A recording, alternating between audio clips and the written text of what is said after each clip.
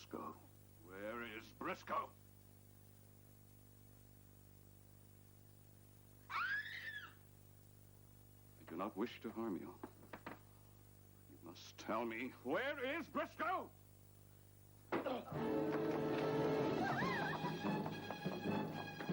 She's headed for the highway. Get the car!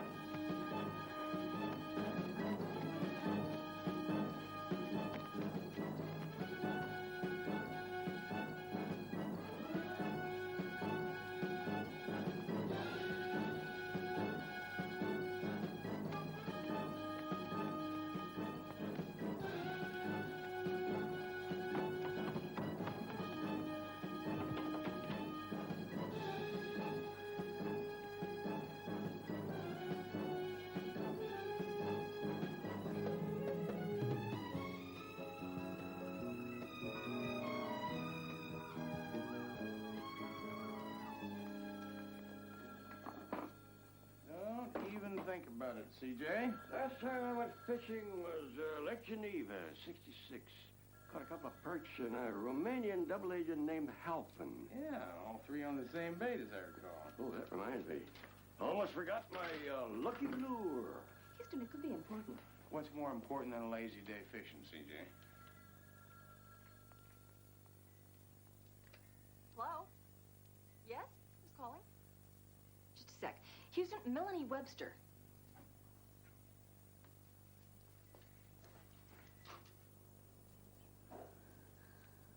Oh, hurry, Houston. Mel? Houston, you do remember me. Of course, how can I forget? Houston, I'm so frightened. There are two men after me. Slow down. Oh, Houston, they broke into the house. I ran. Well, look, where are you? I'm at a bar on Troutdale Road, just off Yucca Canyon. Look, I'm only 10 minutes away. Now you just stay put, all right? I can't stay. They've spotted me. There's a shed across the road. I'll meet you there. Hurry. Trouble? Yeah, and if I know Melanie, she's in a heap of trouble. Come on. Legendary Spanish spinner. Pure gold and silver. Supposedly designed by a mad alchemist in 1607 for the King of Bavaria. Where'd everybody go?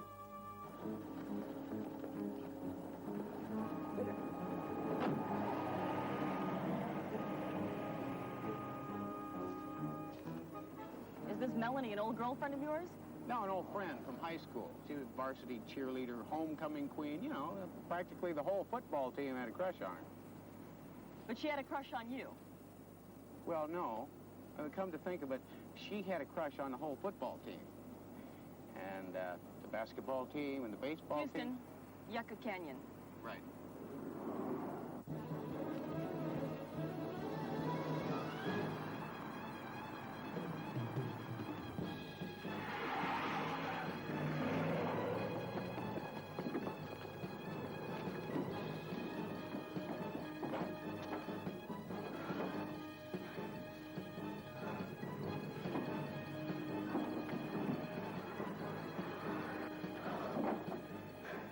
Oh, Houston, hurry, please.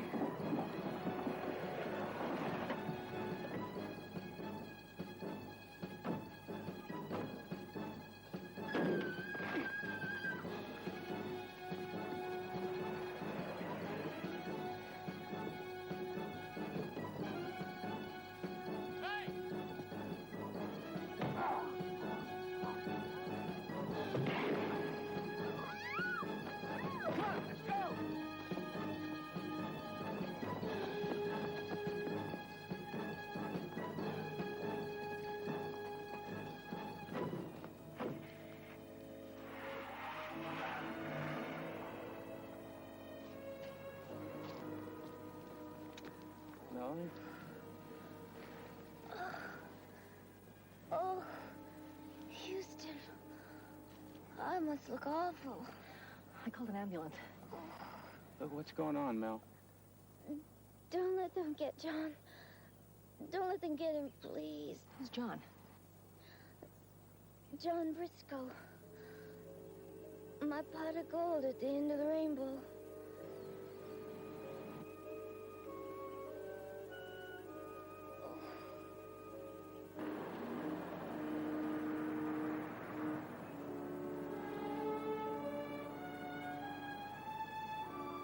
She's a trooper. Well, what's that mean? That means she'll be okay after the sedative I gave her and a little rest. And whoever tried to mug her must have come away with some bruises, too. She's a feisty little kid. Oh, look, Doc, can I talk to her? Well, you can try. She's a little punchy. She always has been.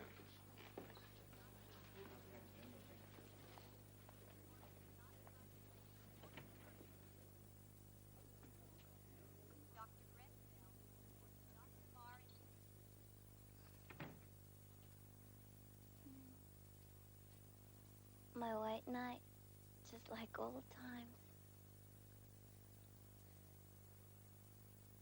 Wife? Friend. Hi, I'm CJ. Hi. Melanie, the men that were chasing you, do you know who they are? No. I think they want to talk to John. Briscoe. But, why? I don't know. Well, where is he? I don't know. Don't let them hurt him. I'm in love with John. Who is he, anyway? I told you. My pot of gold at the end of the rainbow. Look, Melanie... Houston, will you go back to the house and get my things? I don't want to go back. I'm too afraid now. Yeah, I can do that for you. But look, you gotta answer some questions for me. Are you wearing blush? Or are your cheekbones naturally that high? Melanie, if you're in some kind of trouble, we need you to tell us about it so we can get... Houston, remember how in high school everyone thought I was the girl least likely to succeed? Oh, I heard the jokes. When they're handing out brains in heaven, I was getting seconds on body. Well, they were wrong. My ship has finally come in. And John Briscoe is my big chance to be somebody. That's why you've got to promise me that you won't let them hurt him. This could be my last chance. So you've got to promise, please. I'll see what I can do. Oh, good.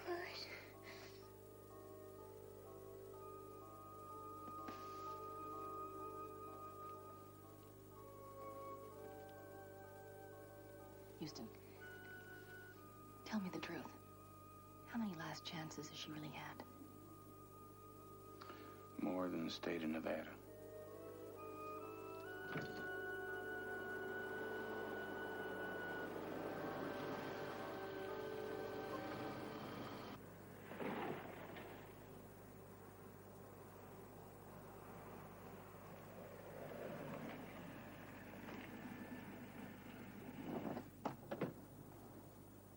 Get Uncle Roy on the horn.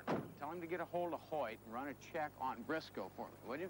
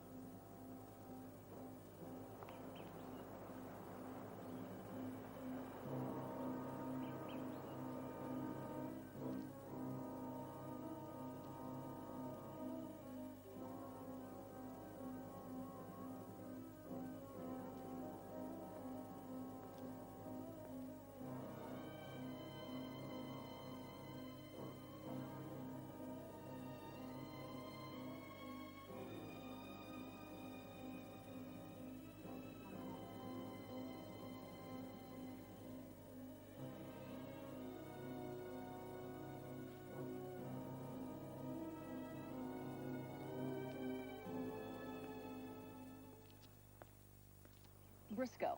Briscoe. We know he was in Las Vegas until a couple of days ago, and other than that, I don't know what to tell you. Well, I guess one kind of fishing is as good as the next. I'll see what I can find out. Thanks, Uncle Roy. Talk to you later.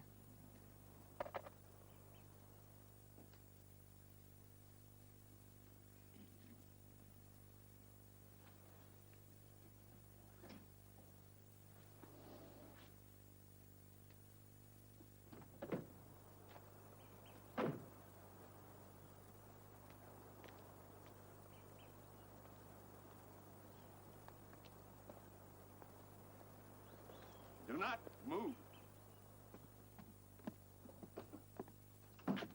Who are you?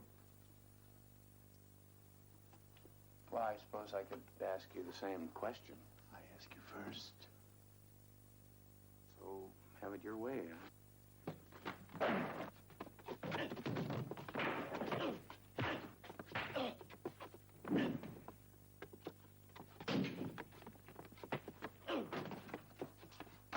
Not a good idea. Who are you? It sounds familiar. I think I just went through this whole routine. I assure you, this is no time for jokes. I'm a friend of Melanie Webster's. I caught him taking those suitcases. Search them. Right. Where's Briscoe? I don't know anybody named Briscoe. I told you I'm a friend of Melanie's. We went to high school together. You always go to such extremes to help your friends. If you're referring to the shooting incident this morning, yes, I do. I've never felt that two armed men were a match for an unarmed lady. Nothing here. Search him. What are you and this woman doing here in Briscoe's house? Why don't you just let her go, huh? I'll tell you my whole life story. This is it. Houston, private investigator. And what are you investigating, Mr. Houston? I'm not investigating anything. Now, what's it take to get through to you? I told you I'm a friend of the lady's. I came to pick up her luggage. Get to the point. There is no point. Now, you fellas put her in the hospital. If you get trouble with some Briscoe fellow, that's your problem, not mine. All right. Which hospital? Woodland Memorial.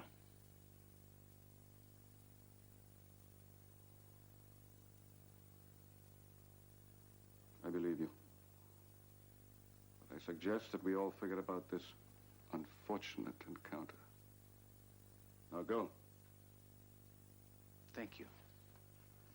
Thank you very much. Listen, I'm sorry about the misunderstanding. Thank you. Go. Go on. Thank you. Keep looking. Right. Gonna find that hospital. I'd hate to be around when he finds out you gave him the name of the wrong hospital. Yeah, well, I've got a very bad feeling about Melanie's latest last chance. I mean, all that Oriental art in there, they could start a small museum. Or a very large bank account. Houston, do you think she knows more than she's telling? Well, it's hard to believe. She usually tells more than she knows. In any case, we'll find out real soon.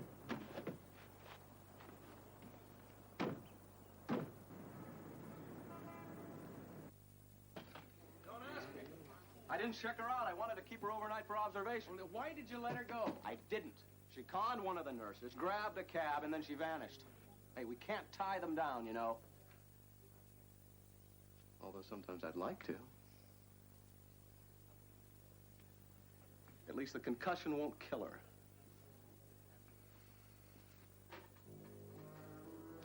There's a couple fellas out there who just might try.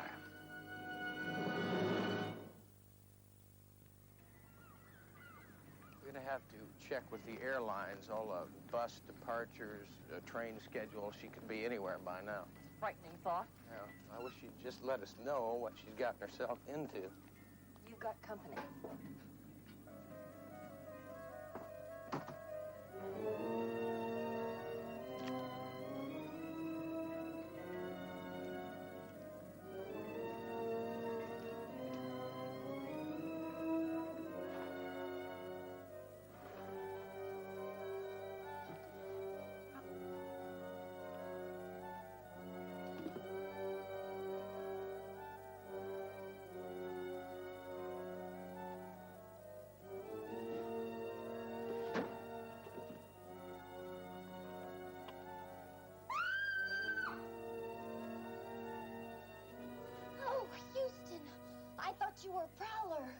Yeah, well, I was under the same impression. I mean, with... You mean the glass door. I had to break it. I don't have a key.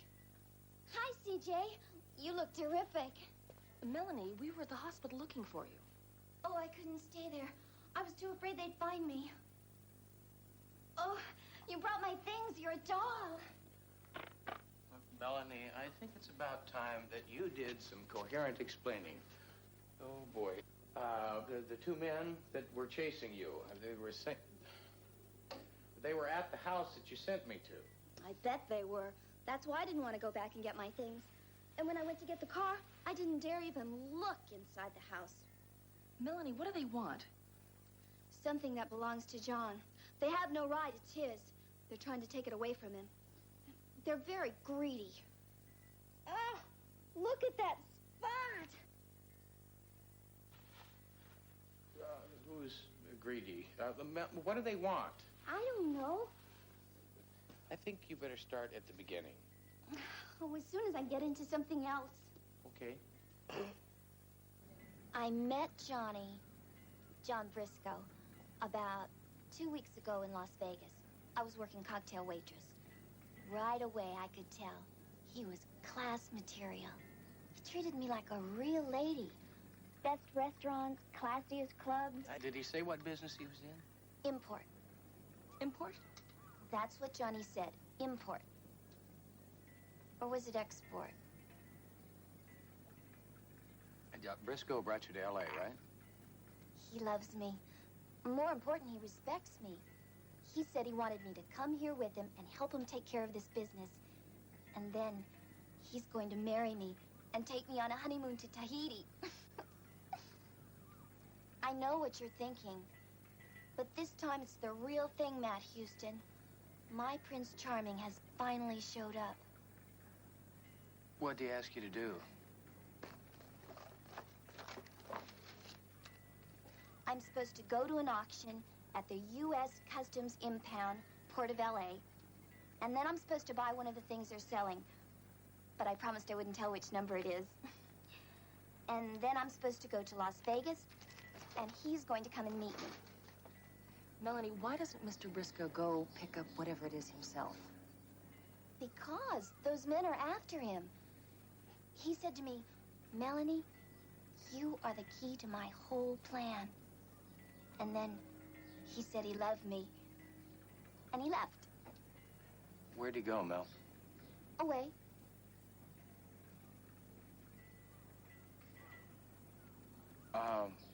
Well, why don't you just stay here, Melanie, and relax. CJ will keep you company, all right? Where are you going? I'm going to try and sort this whole thing out. Have you done something with your hair?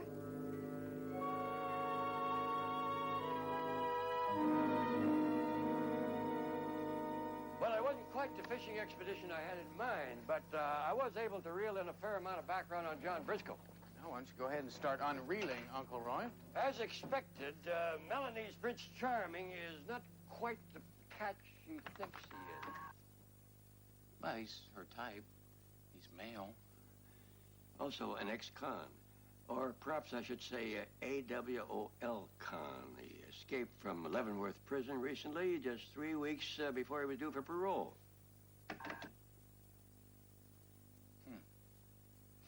Very interesting. It says here, John T. Briscoe, 35 years old. He was a former supply officer in Saigon. He was convicted of heroin trafficking in 1974, sentenced to 25 years by a military court. Seems he was using Army supply lines to move his smack. I bet you he made a bundle before he got caught. I mean, that would explain the big house, the Mercedes, and all that fancy Oriental artwork. Maybe not entirely. According to some other records I was able to peruse, heroin was not Briscoe's only crime.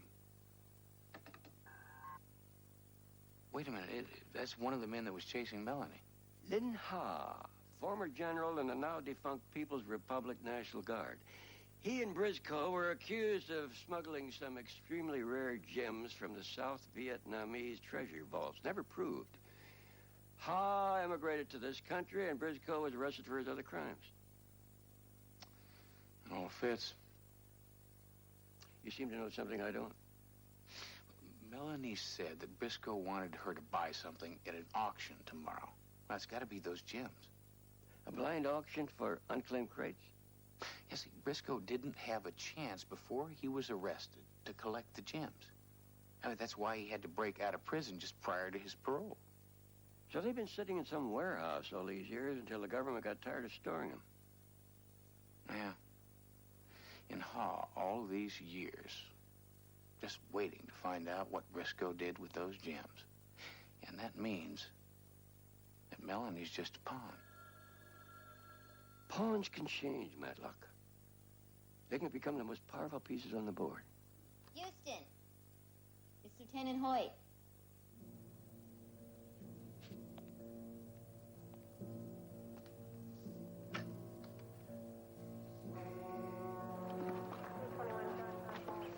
A couple of hikers saw the accident.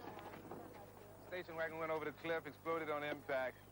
We found a body in the back, under the fold-down seats. Car was stolen in Vegas 3 days ago. Sure it's Briscoe? Found the wallet. Pretty charred. It's him, all right. Our sources tell us that he had a girlfriend with him. Pretty blonde girl. You wouldn't know her. Should I? Don't get cute, P.I. Your Uncle Roy called. He wanted to know if Briscoe had a record. How much do you know?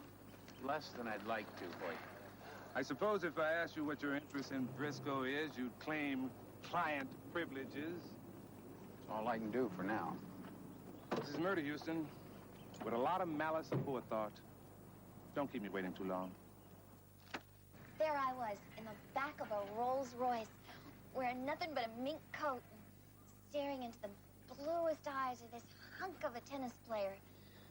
And all of a sudden, the door flies open, and this shrew drags him out of the car, screaming at him.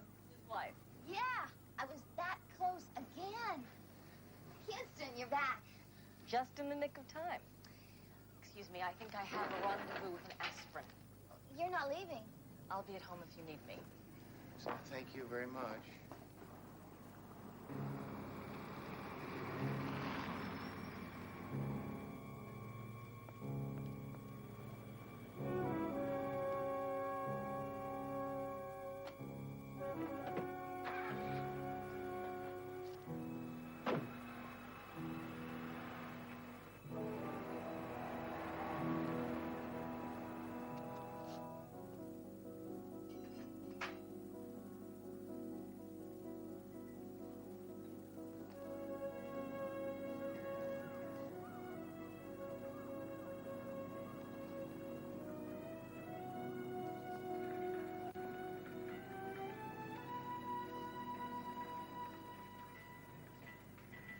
I talk too much, don't I?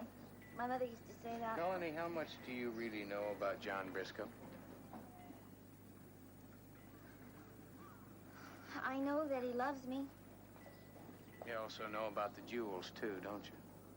That's why you're going to the auction tomorrow, to pick them up. What jewels? Melanie, you are digging yourself a very deep hole. John Briscoe is an escaped convict. He's a drug smuggler. He told me that people would make up terrible stories about him, but that I shouldn't believe any of them. Houston, he loves me. He wants to take me away. Do you know how long I've been waiting for a man like that? I'm not very good when it comes to men. I guess practice doesn't always make perfect. Melanie, the police found the car you pushed off the cliff this morning. But they weren't supposed to until... Well, I guess it's all right. John knew they would eventually. He told you to do it? Yes. It was all part of the plan. The one that I'm the most important part of. He told me to go push the car off the cliff and go back to the house, get my stuff... Melanie, why don't you just wake up? The police found his body in the back of that car. But there was no body. Oh, God. Oh, no. No, I didn't... The police think that you killed him, Melanie. Me? Why would I want to do anything to hurt John? Maybe for the jewels, huh? I never cared about the jewels. I loved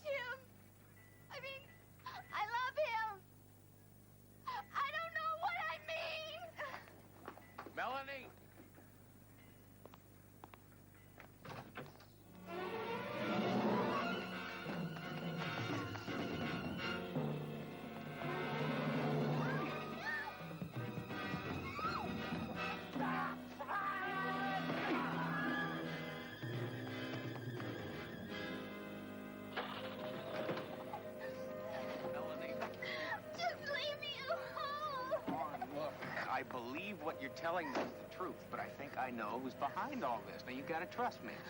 I'm through trusting, man. Oh, I'm gonna get my purse. Purse. Oh. Come on.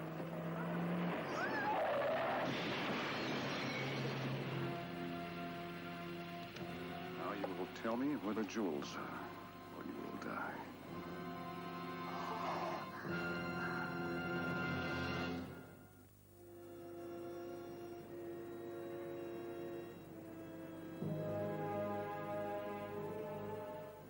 I'm not going to tell them about the auction.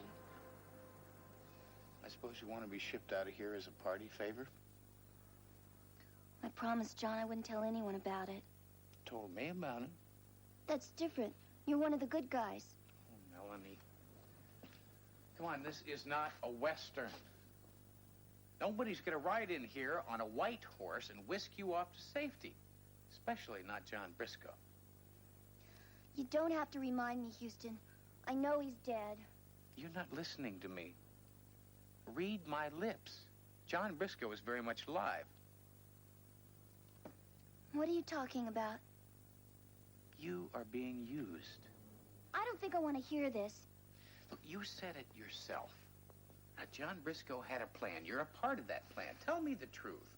Now, if you were John Briscoe, would you trust Melanie to not talk about it at all? Yes. No, Melanie. Don't you understand? You are a decoy. Everyone's following you around. They think he killed John Briscoe to collect the jewels. That leaves him free to do whatever he wants to. Melanie, please, tell him where the jewels are. Let's go.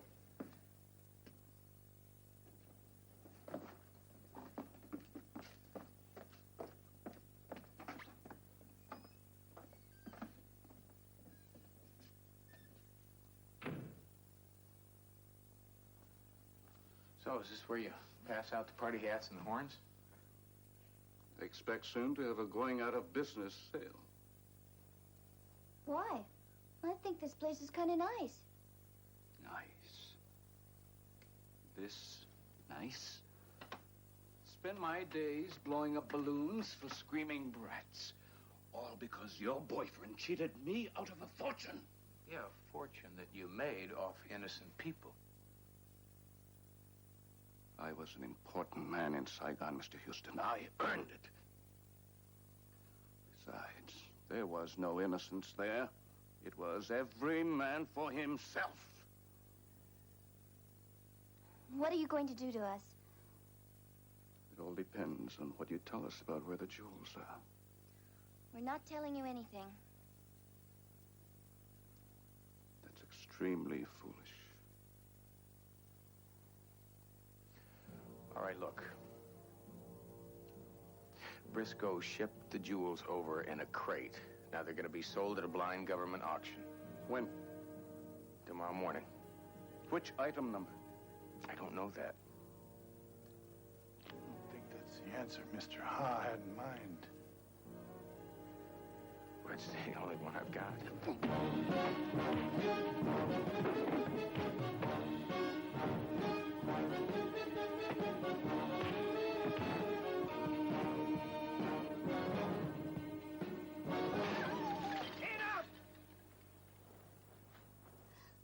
Now, which is the item we will bid on?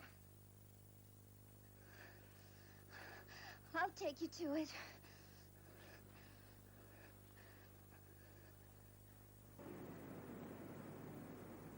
I'm telling you, Matt is in trouble. Just because he's been out all night? Because his beach house looks like the demolition derby's been staging a convention there. Because nobody's heard from him. Roy, Houston is a big boy. Yeah, the big boy, hotshot detective. But he is also my nephew. I changed his diapers. I watched him grow up with my boy. And right now, I'm scared as hell.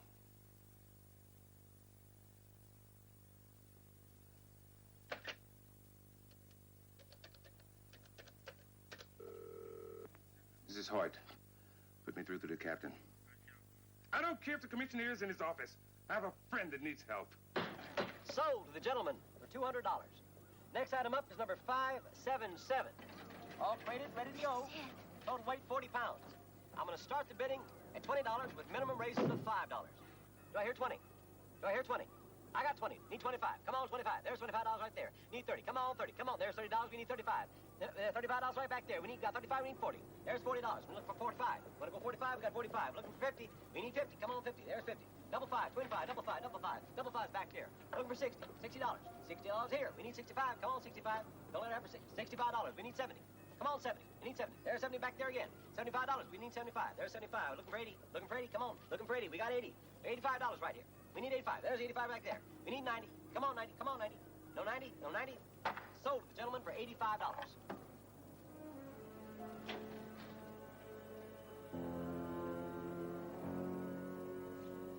Open it here. Thank you.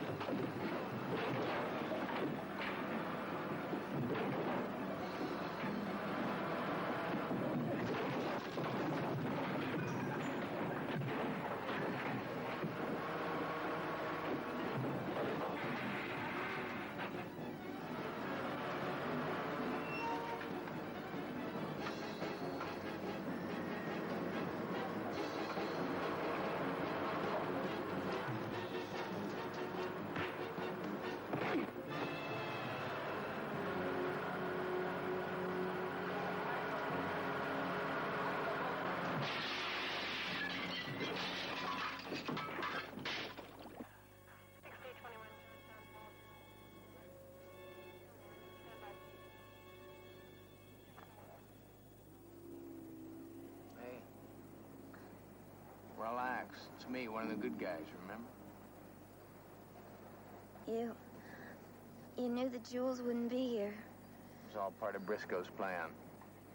He was just using you as a decoy for Ha, so Briscoe could go and collect the jewels for himself. You have to find John. I plan to.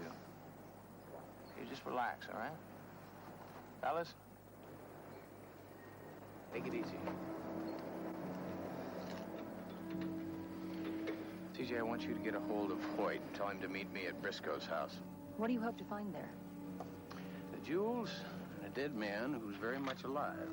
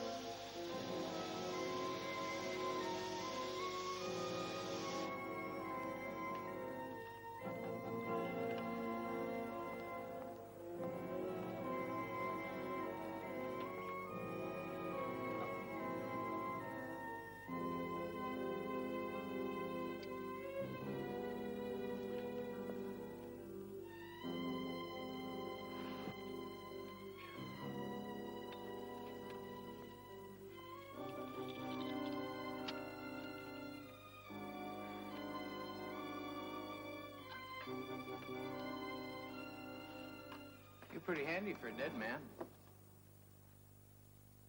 Matt Houston? Well, it appears that everything Melanie told me about you is true. She also tell you how I feel about sleazy con men who mess up other people's lives? You know, somehow that never came up. Hey, come on, Houston, be reasonable. There's enough money in these jewels than one person could ever need. What do you say? Partners?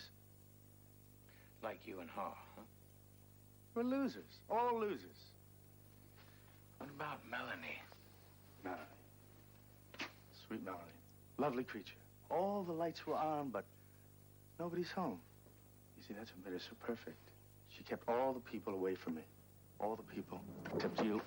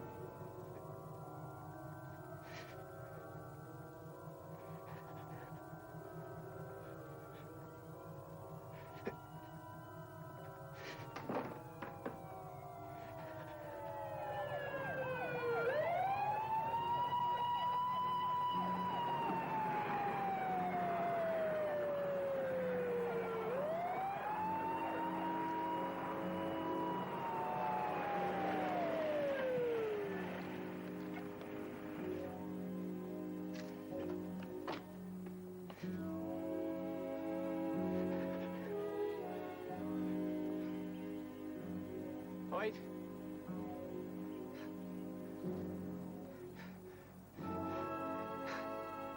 Good to see you.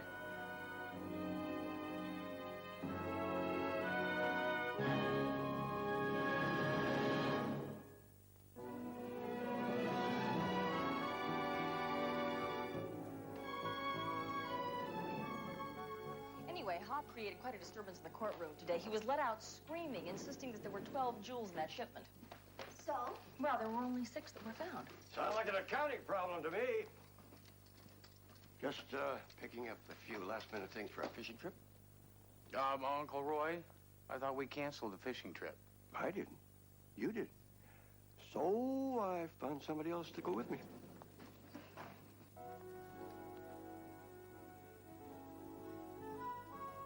Oh, Roy. Coming, dear. She has her own boat. I told you it was my lucky lure. Yeah.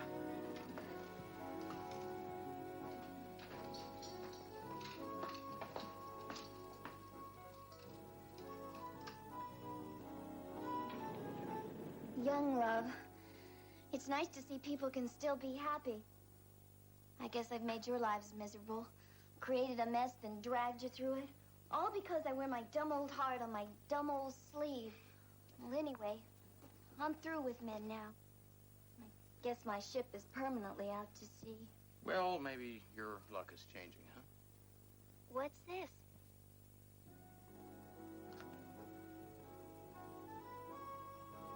Oh, Houston, you shouldn't have. You can say that again. Well, you earned it, really. Does this mean we're engaged?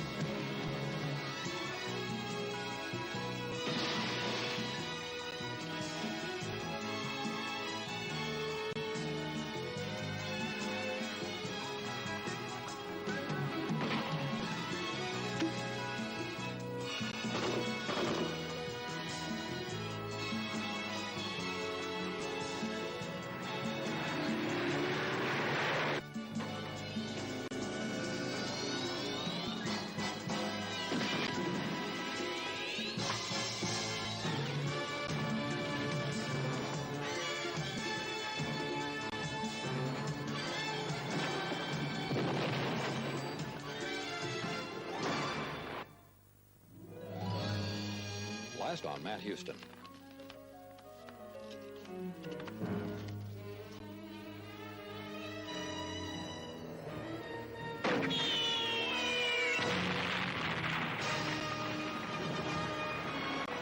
Choppers, I'm gonna get some help, all right? Just save yourself.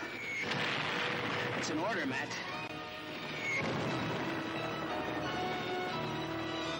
Hey! My cousin! He's been hit! Come on, you gotta help me!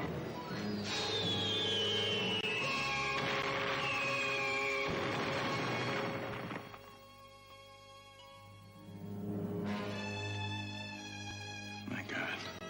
He's alive. I think she's talking about Dinh Tao province, which is right here, just across the Vietnamese border in Cambodia. There are still over 2,000 American soldiers missing in Southeast Asia. There's nothing that we can do. There's something I can do. Find him.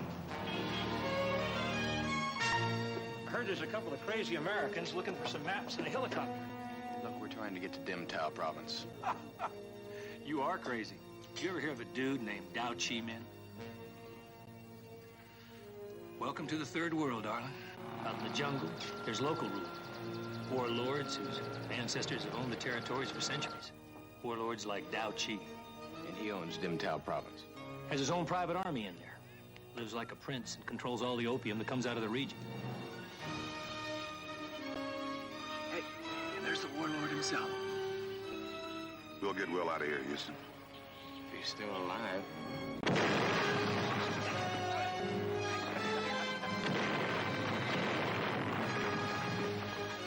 Come on, Papa.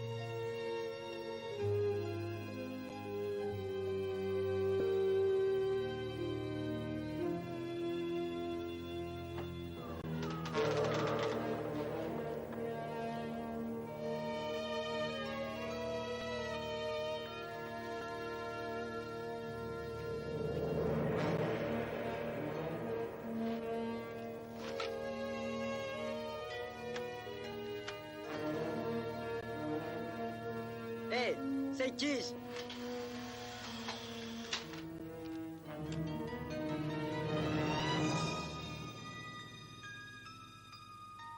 He does not look as though he's worth millions of American dollars. Looks can be deceiving. Yes, you, for example, don't look like the kind of man who would sell out a friend to save his own skin. Houston's not my friend. He's just somebody that hired me to do a job. Job you have not yet finished. I got a better offer. Indeed.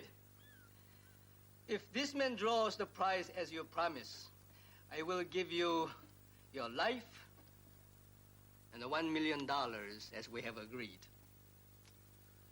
What about Houston's cousin? William. He is still mine. He will always be mine. I need his knowledge to keep my equipment running. I've moved him to prevent from further incidents. Naturally, should your scheme fail, I will have you killed.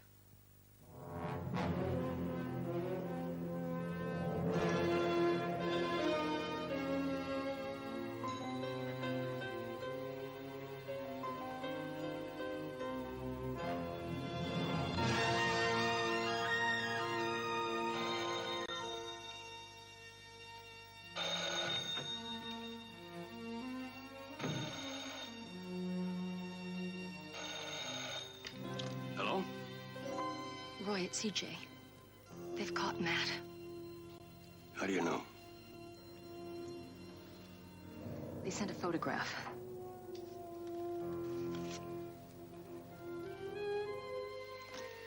They're holding him. And they say that they want $10 million in the next 48 hours. Or they're going to execute him.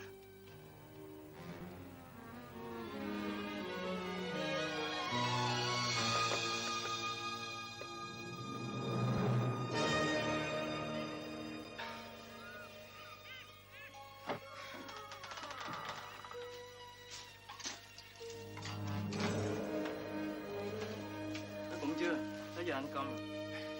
Bữa nay ăn có bánh mì, ăn con. Đây, ăn đi. Where is he?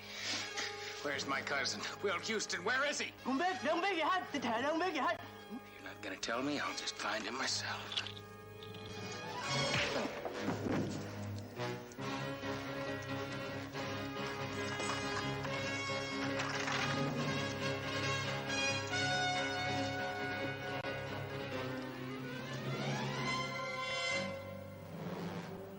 Can't let you do it. Well done, Mr. McKay. Protecting your investment? You double-crossed me.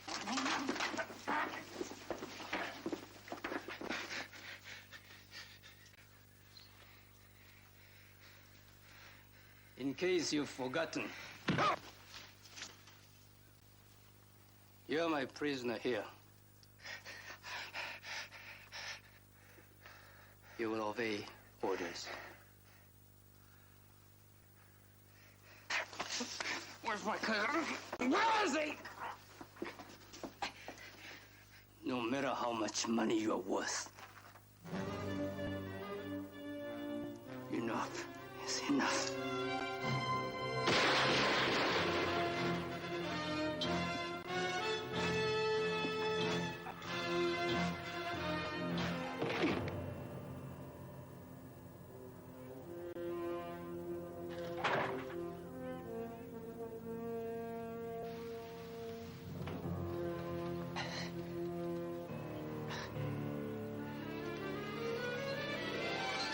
Looks like the Texas Terriers are in real trouble this time, huh, cuz?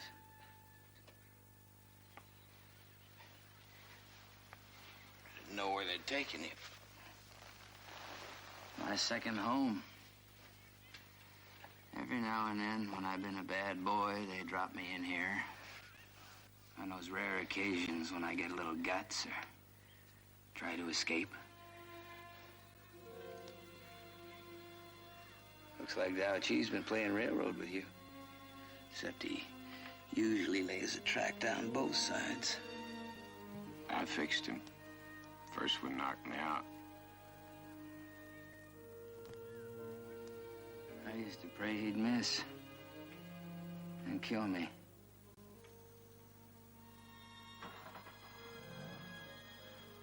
You know, I thought you died in that explosion 12 years ago.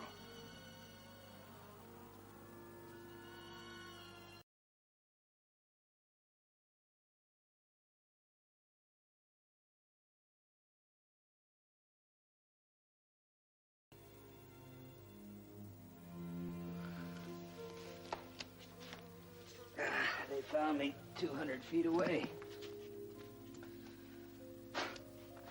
I don't know how I lived. I don't know why I didn't die later of the infections, or the fevers, or the malnutrition, or the dope.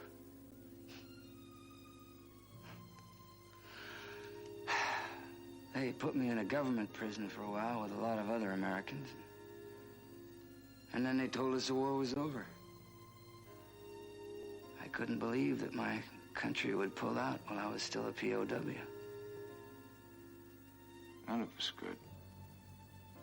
So, then I was sold to this warlord, Dow Chi. He needed someone to fix his toys, and his favorites are his helicopter and his TV dish. And both of them are always breaking down, so they told him that I could keep them running good, like a nice little slave, if if he kept me in opium.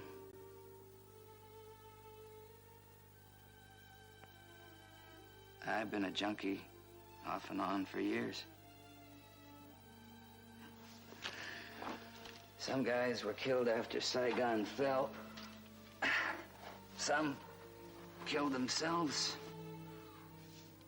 Will Houston just checked out. Just floated away. You did what you had to survive. Oh, yeah. Yeah. Once, I got away clean. I was gone for 3 days. And I came back. God help me. I came back.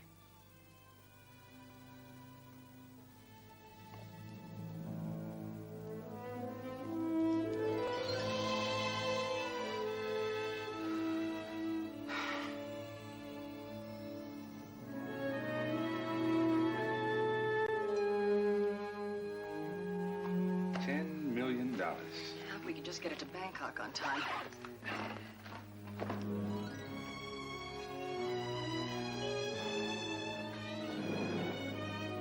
I think we'd better have a chat, Miss Parsons. Is tomorrow soon enough? We warned Mr. Houston that if he went over there, he'd be on his own. Hoyt, Police Department. Miss Parsons is in my custody. Save it. You're out of your jurisdiction. And you're out of your league.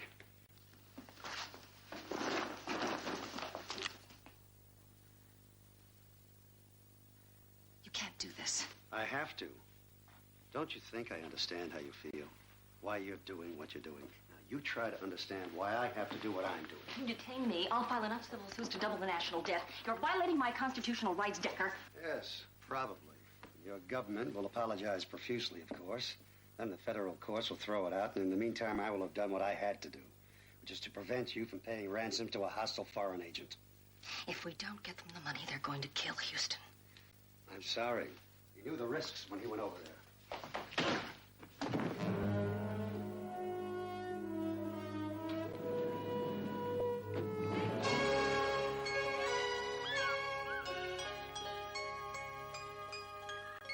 My folks still alive? Your dad is. He helped me get here. I kind of thought my mom was gone. I had a dream not so long ago. What about your dad? What about Uncle Bill?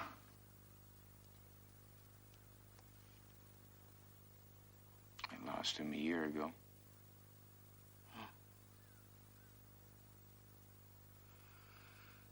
Did you ever marry that girl, C.J. Parsons? No. We're just good friends. Well, probably better that way. All this time remembering. In case I ever got out of here. In case anybody ever came for me. Wondering what was going on in the world and knowing I might never find out. All these years. I'm gonna get you out of here. Who won the 72 World Series?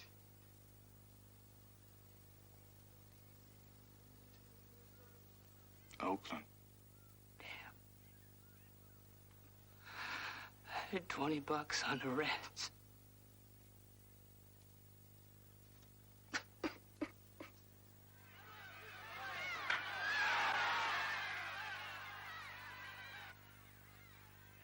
Up McGee, the right fielder. McGee is 2 for 3 today, batting .297 for the season. Looks like you're enjoying yourself. That's Hammond warming up. Hey, I'm entitled. Play him today. After all, I've done my part. Hey, I've been thinking. Maybe you could send my money to me in Bangkok. Besides, you don't need me anymore around here.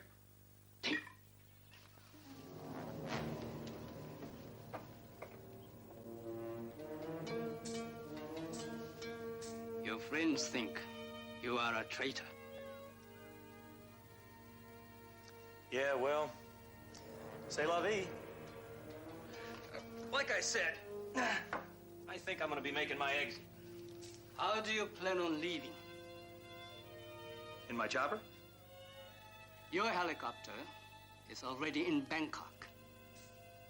I'm sure I'll get a good price for it. Well, I'll start out on foot.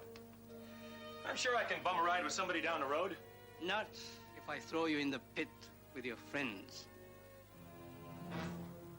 They'll kill me. Thus saving me the effort.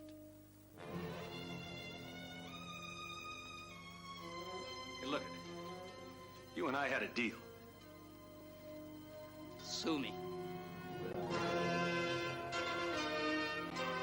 Same idea.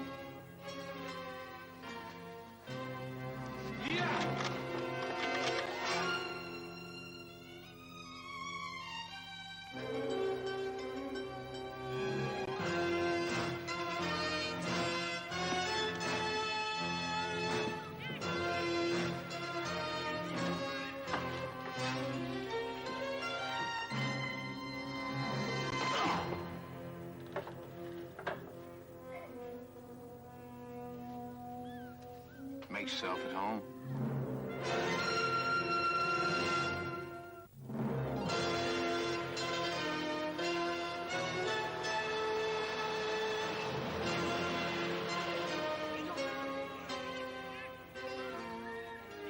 I only did it to try to buy us some time. Great, so now he gets the $10 million. Then he kills us. Why do I get the feeling that you could just walk away from here without looking back? You don't care about anybody but yourself. Maybe that's why I've survived this long, man. I don't know anything to anybody. Nobody offered to help me when I was pinned down by a mortar fire in the Mekong Delta. That was a long time ago. It's long gone. Not for me, it isn't. 4 Purple Hearts and a Silver Star.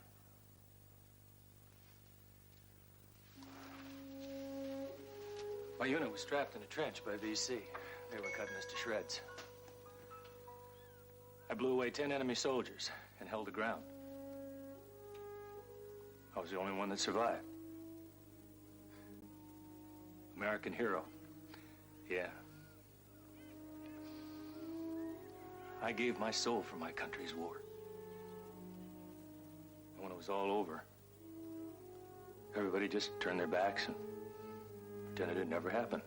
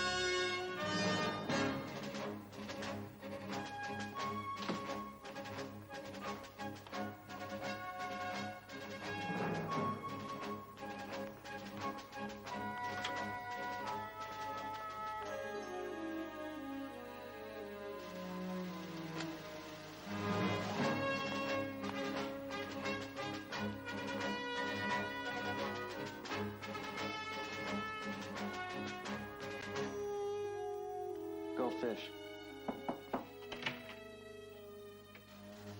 I just saw Mr. Decker in the hallway. He wants me to take Miss Parsons downstairs. One of us should go with you. No, he wants you guys to stay here. You can call and check it out.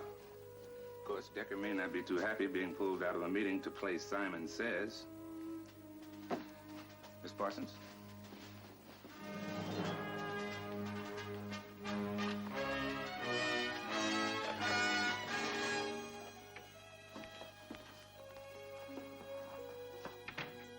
That was too easy. You take it when you can get it.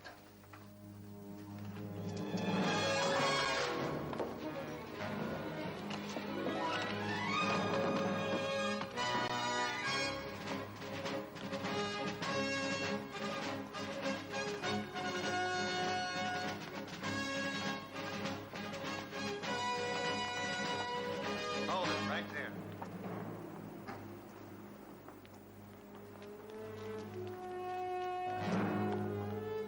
I admire your persistence, Miss Parsons. Realize this is liable to get you a supervisory job in traffic division? It was worth the risk. Perhaps. Decker, please. If we can get this money to Bangkok, we might be able to save a life. What is so wrong with that? Nothing. In fact, it's very noble. Unfortunately, nobility doesn't fall within the province of my office.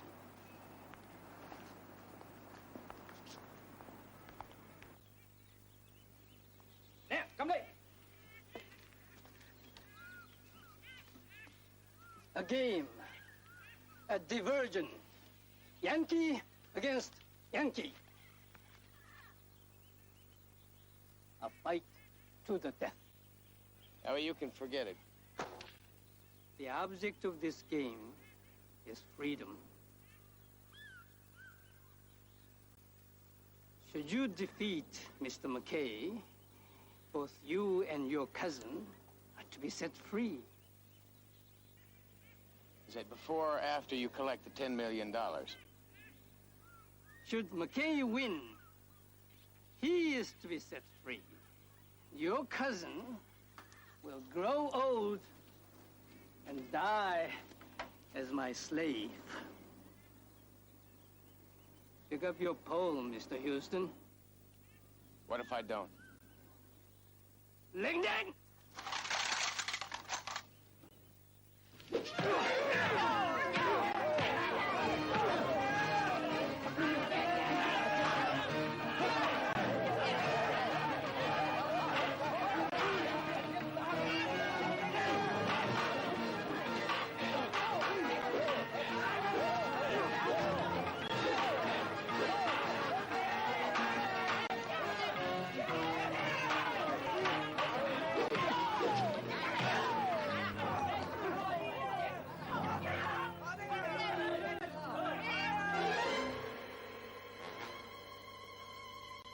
Kill him.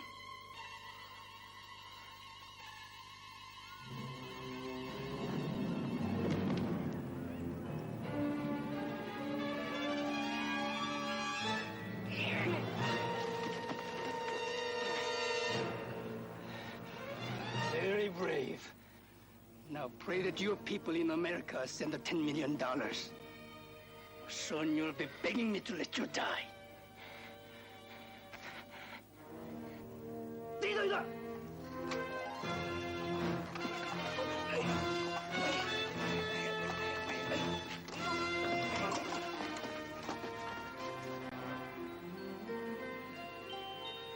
Boy, it'll take another day to get together more cash. And then a 12-hour flight before it gets to you. We'll be waiting for it, CJ. Stay in touch. All right. Are you all right? No. Roy, your nephew made it through the war in one piece. That's no mean trick. He could be good enough to beat the odds a second time. I don't believe in odds. Or luck. I've still got some contacts in this area. Maybe there's still a few strings I can pull.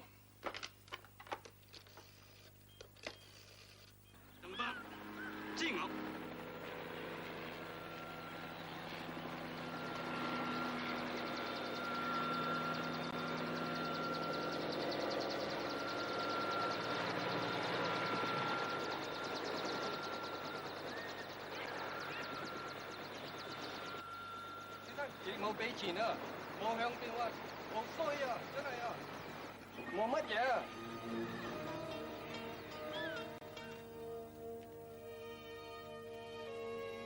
Things don't look too good, man. Our friend the warlord just found out that the ransom money didn't arrive.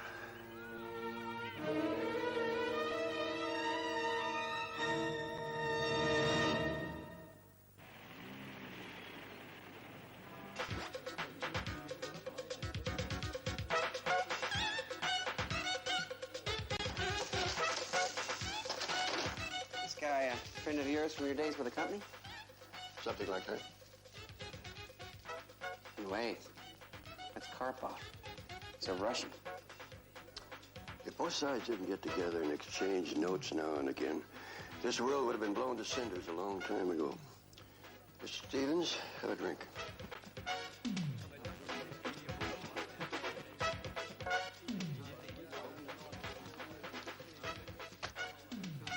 Roy, it has been too long.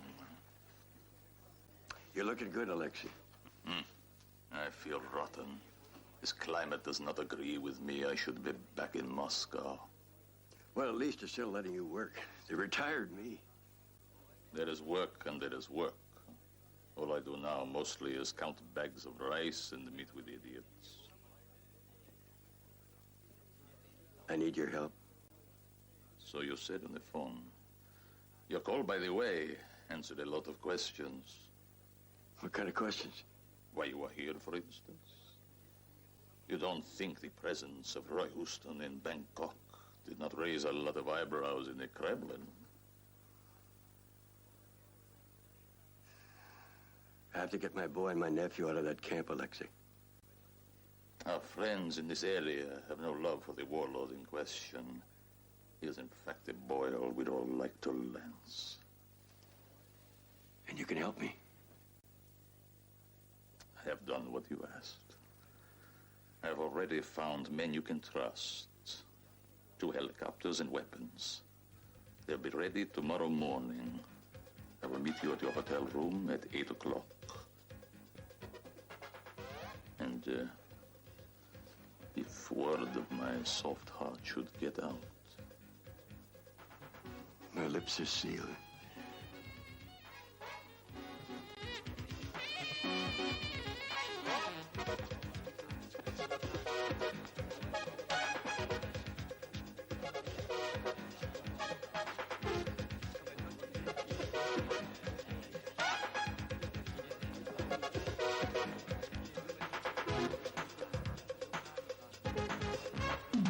Keep practicing.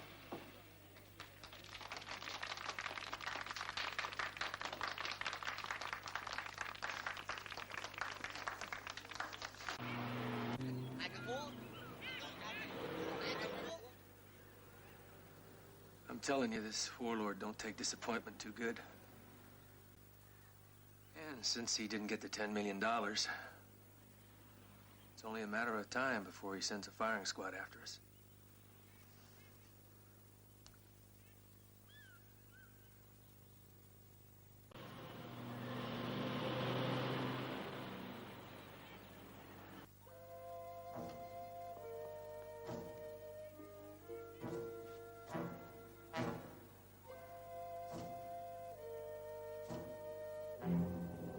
Mama.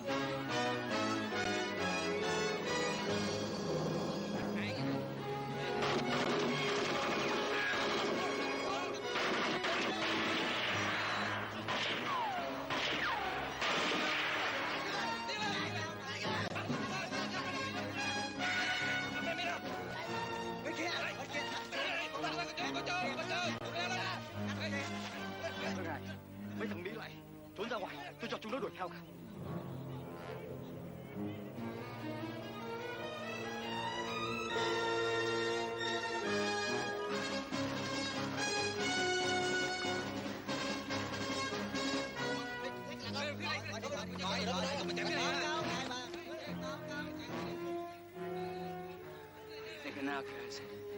We're gonna go out the same way we came in.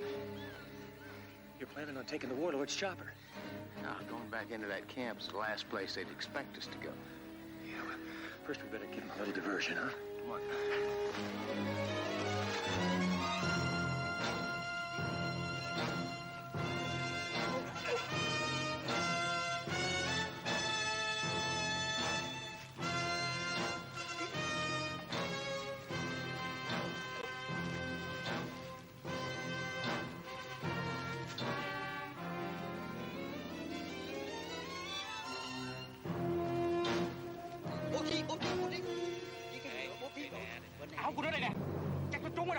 They're hooked.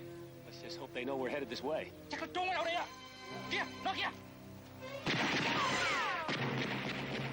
They know. Guess we're gonna play us a little hide and seek. Well, we don't play seek and destroy.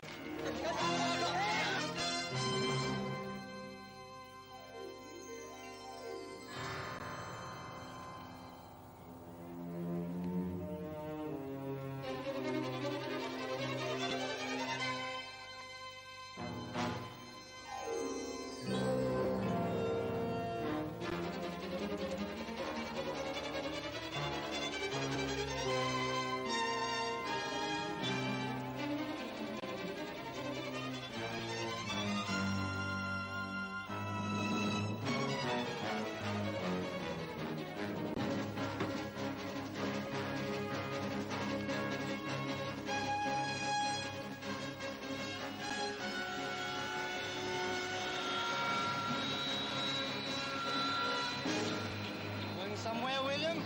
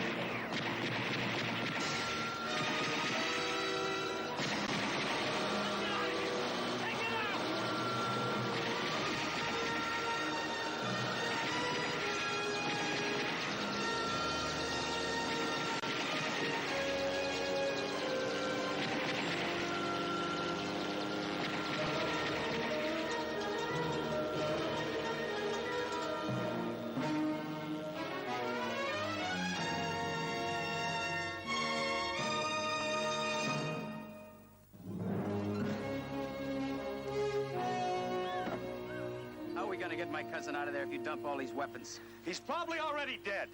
You don't know that. That's right. But there's one thing I do know. We've barely got enough gas left in that thing to get us back to Thailand. There's one thing we don't need is excess baggage or suicide missions. If you think I'm gonna fly us back without Matt, you're crazy. I thought you were a hero, McKay. You want to know what kind of a hero I am? I told you about that platoon of VC I wiped out. But what I didn't tell you was my sergeant that was in that trench with me. Both of us scared stiff. He wanted to surrender, so he threw his gun out and climbed out of the trench with his hands on his head. I couldn't take it, so I waited another 5 seconds. came out firing. I killed every single one of them. Even my sergeant. That's what they gave me those medals for. They wouldn't have let you surrender. They would have killed you. Sometimes I think that would have been better.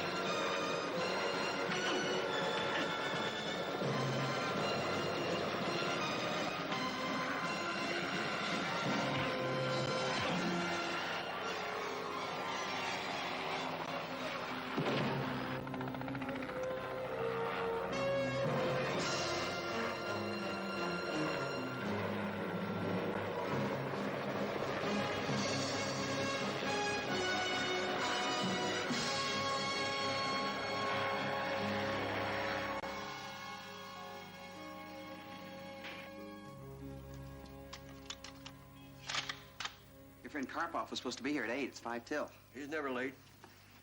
Well, I'll get this out to the truck.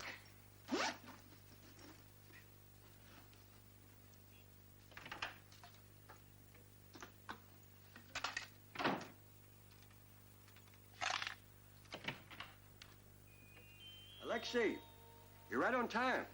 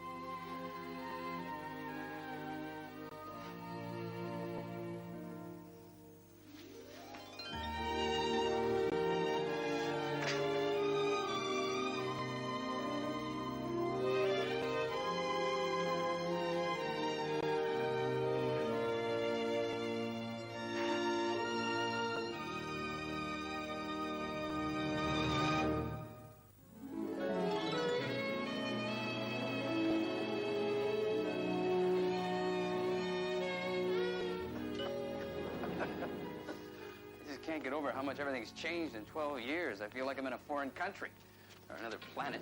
Well, when you see the homemade ice cream that I got waiting for you for dessert, it won't seem so foreign to you. You must have had it 1,000 times while you were growing up. Probably.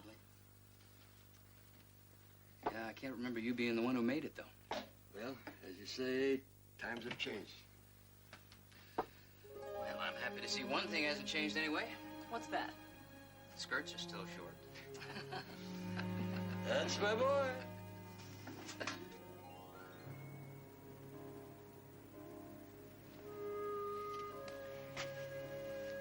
You call your folks? I tried earlier. I dialed the number and my dad answered. I didn't have the nerve. I hung up. It's always a little better in person. It's first-class ticket. Washington, D.C., you can make a connection. Charleston, you'll be home by tomorrow night. I can't go. I signed on with some mercenaries heading for Northern Africa. I'll be taking the red-eye out tonight.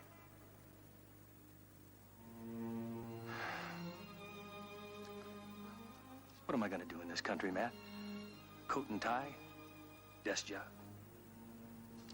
Some people can live like that. Yeah, I know. But not me. I'm going back where I belong. I like it.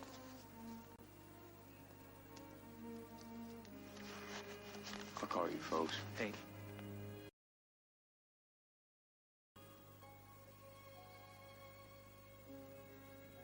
Bet you miss them?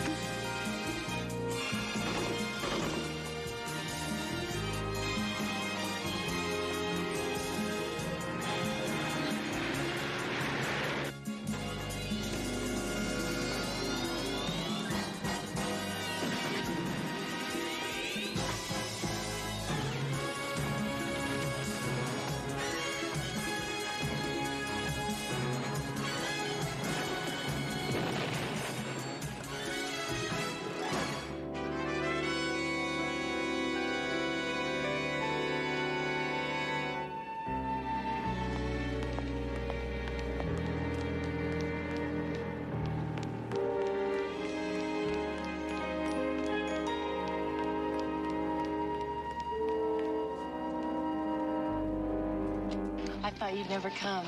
But I'm right on time. I know. Where are we going? I've got a very special dinner planned. Someplace I've never been, I hope. You're absolutely right. Home, Kirby.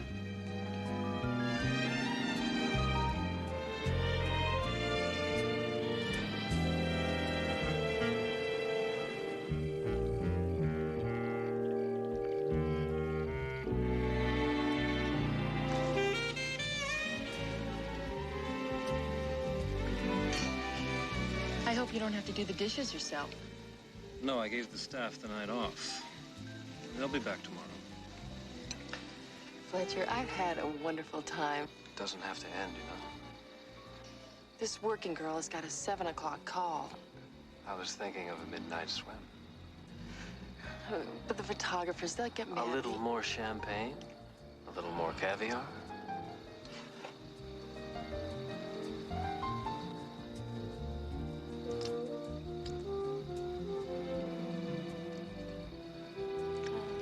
I guess a little swim won't hurt.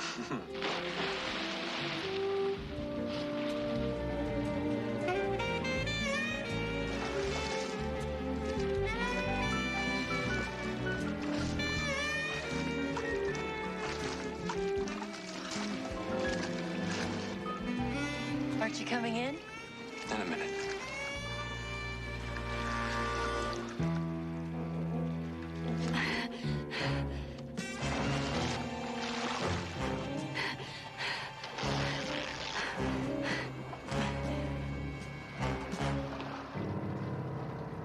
Energy, energy.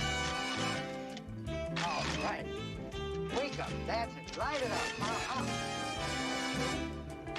This is fashion? That's it. That's it. Did you get any sleep last night? Wouldn't you like to know? Come on, smile. That's it. All right. All right. Wake up. That's it. Light it up. That's it. Yep.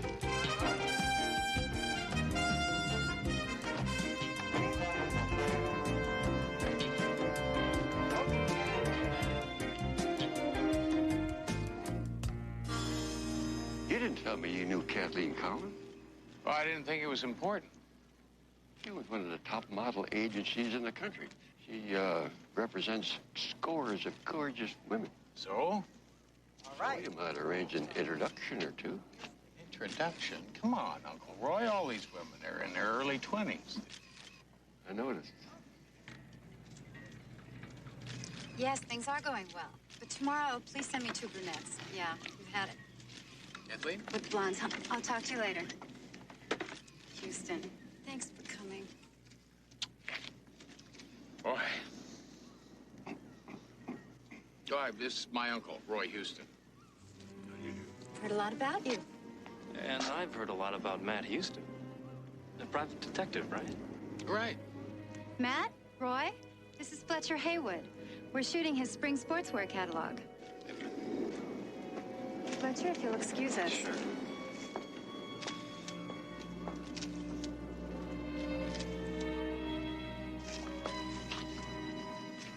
This is Deborah. Deborah Quincy. Matt, I'm worried. You told us that she was a couple hours late for a photo session. Deborah Quincy's never been late for anything in her life. She's the most reliable girl in the agency. Even reliable people have car problems. Car's in the shop. When I stopped by to pick her up this morning, Deborah's roommate told me she never came home from her date last night. The police won't even start looking for her for 24 hours. You know, she is a grown woman. 1 month ago, another one of my most reliable girls didn't show up for a session. The police found her 2 days later, murdered. You think they might be related? I don't know what to think, but I do know I'm scared. Look, we'll need Deborah's address, name of her roommate, and also the name of the dead model. Right away.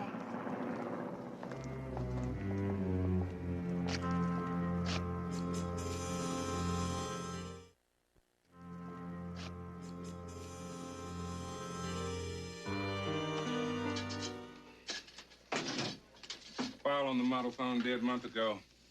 case still open. Name Ann Johnson, age 22. Strangled, body found dumped in an alley. Never found a killer. Any other recent homicides with the same MO? No. I've seen this kind of thing before. It usually follows a pattern. Aren't you jumping to conclusions? Let's hope so. I'll do some digging and see if I can find a link between the two models. I'll have a chat with Deborah Quincy's roommate.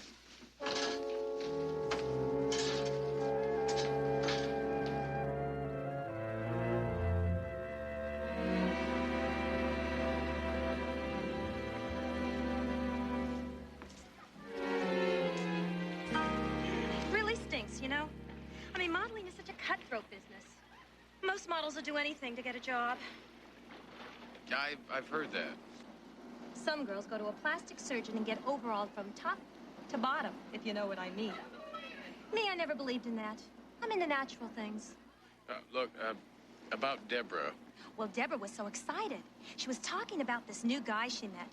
Like he was John Travolta, Michael Jackson, and Boy George all rolled up into one. This guy have a name? Well, of course he's got a name. Everybody's got a name. But she wouldn't tell me. Big secret, she said.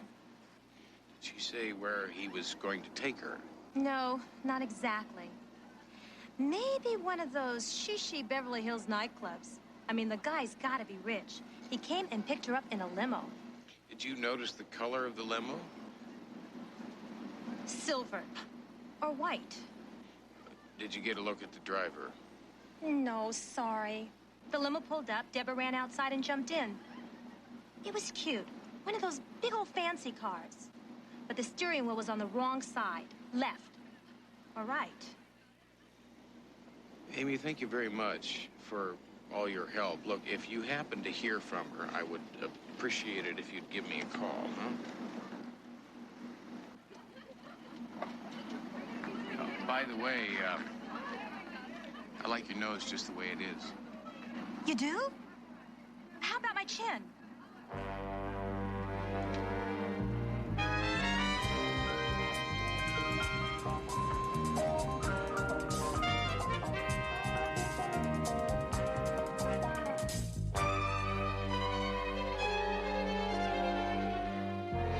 These are the last advertisements Deborah Quincy made.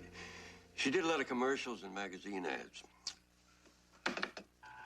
Ann Johnson, the model found strangled a month ago, also did a lot of commercials and print ads.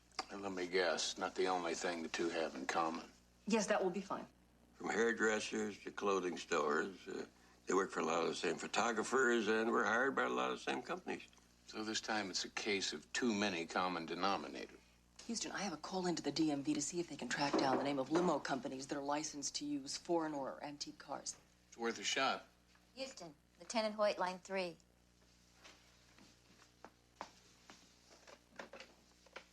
Hello, Hoyt. What do you got? Well, we found Deborah Quincy.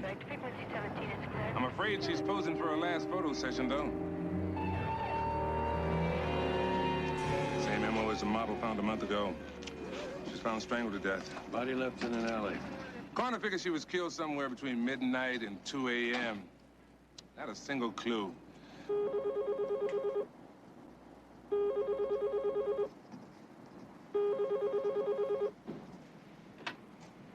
Houston. I've located a small limo company that uses right-hand drive Rolls Royces. Wessex Limos Limited. The owner's name, Kirby Andrews.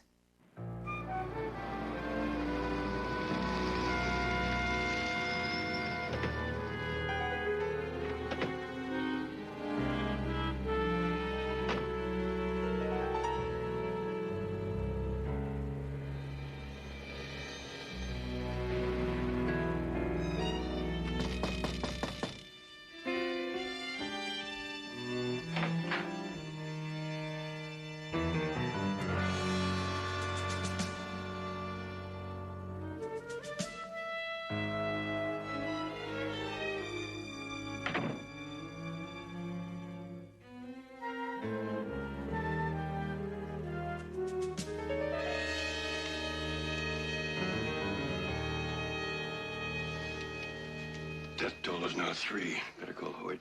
Yeah, in a minute.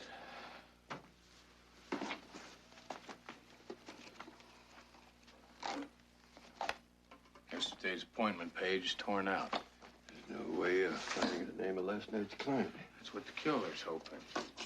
Credit card receipts. Check for last night. Already doing it,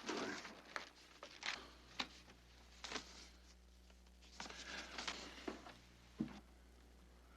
Nope. Last day the day before yesterday. Must have taken it with him. Very thorough. Let me see those.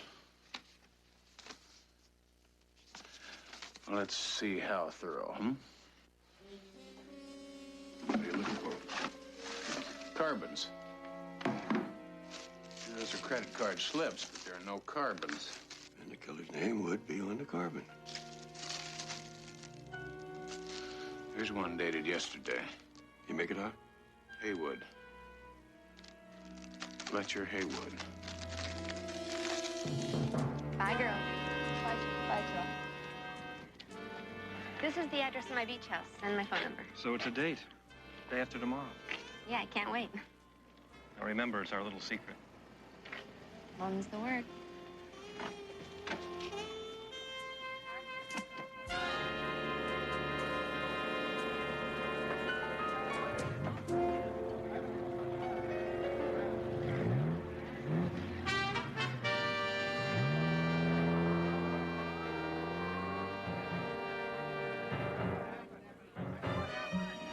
Mr. Haywood?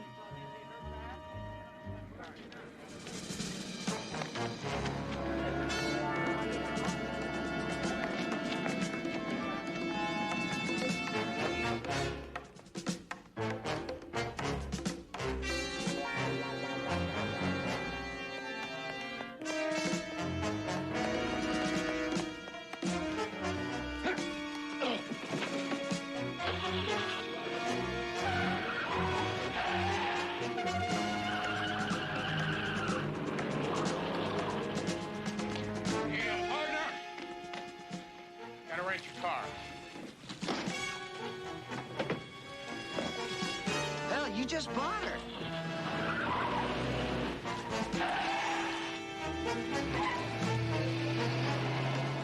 Hey, watch those brakes!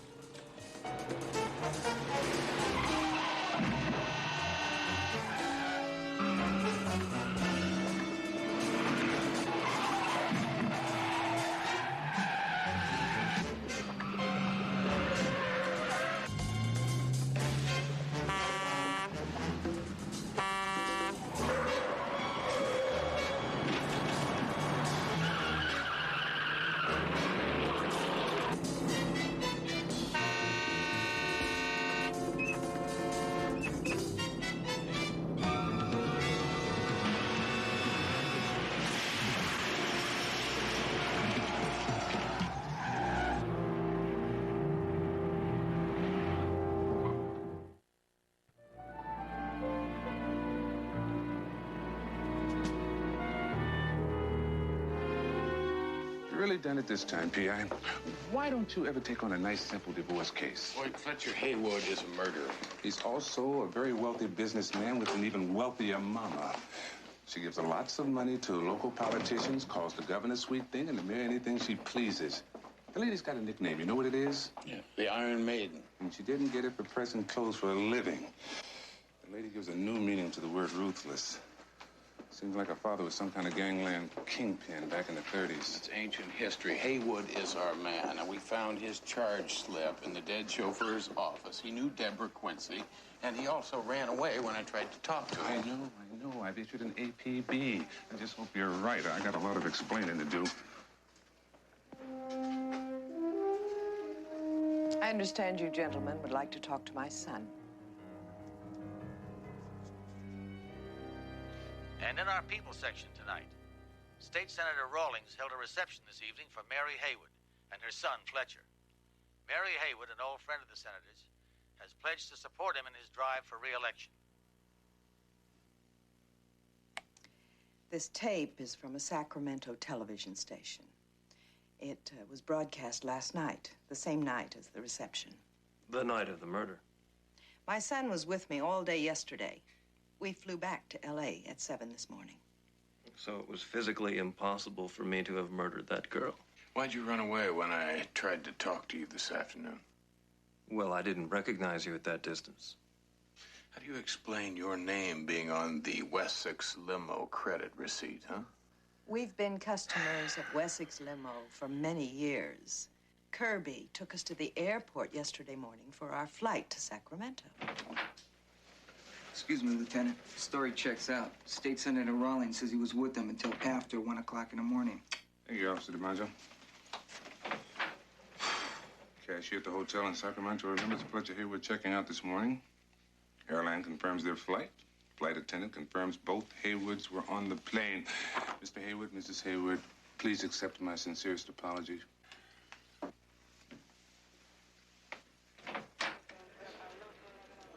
Good evening, gentlemen. Fletcher Haywood is guilty. Can explain that? I can't. All the eyewitness testimony, the state senator, the cashier, airline flight attendant? I can't. Well, I can't. You were wrong, Houston. It happens. Even to you.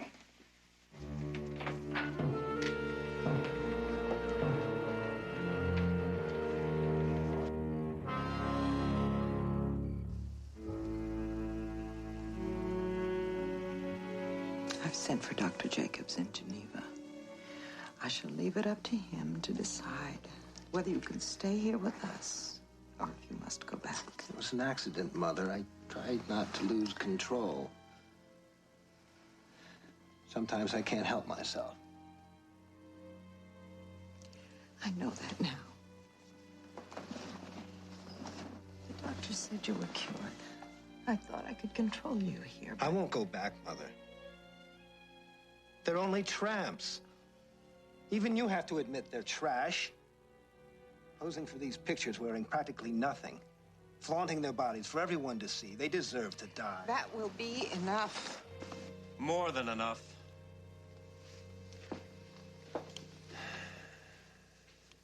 You promised us after the 3 in San Francisco that you'd cease and desist. I've really tried. Mother's been worried sick about you, Jason. We've been trying to find you for 3 days. It's turned out okay. Nobody knows. Only because, by the grace of God, Mother and I were in Sacramento last night to give you another alibi. Or should I say, give myself an alibi? Because since Jason's birth was never recorded, if someone slips up and gets caught, it's my neck that's on the line. It's my name that'll be ruined. Such a pretty name it is, too. I said that will be enough, Jason. Stevens. Show Jason to his room. We're going to have to keep you under lock and key until Dr. Jacobs arrives. Try to understand, Jason. Yes, Mother.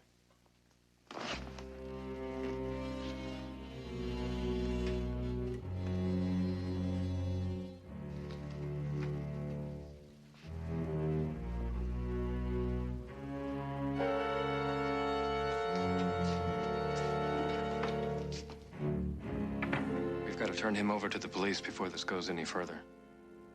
You know I can't have Jason or this family's name dragged through the courts and the press. It's my name that's on the line, Mother. He's my son. And he's your brother, and I want him here with me. Maybe it's wrong, but he's been away from this family long enough. Fletcher, we owe him something. It isn't his fault. He was born sick and then denied by his own father when the doctor said he would never be normal. Your father forced me to pretend he'd never been born and then sent him away to that horrible clinic. At least he was under control there, Mother. At least he couldn't hurt anybody. Once Dr. Jacobs arrives, everything will be fine. If he says Jason has to go back, he will. What about Houston? Well, he has quite a reputation. He's a man who doesn't give up without a fight. Fortunately, he has nothing to fight with. I'll have Stevens keep an eye on him just in case. Good night.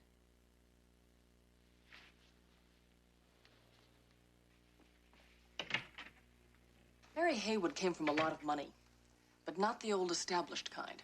They make him an offer they can't refuse kind. Her father was a mobster. Name? Frank Finney. His only child, Mary, married out of the family to a clothing manufacturer. From all reports, it was a good marriage, producing one child, Fletcher. When her husband died, she took over the family business. With a vengeance. word is she's not above using some of her father's contacts to get her way. Now, this is where it gets interesting. The Haywood corporate headquarters were in San Francisco until 3 years ago when they moved everything to Los Angeles. Something else happened in San Francisco 3 years ago, the CoverGirl murders. I remember that. There were 3 models killed over a 6-week period of time, then it suddenly stopped. The killer was never found. 1 week later, Mary and Fletcher Haywood moved to L.A.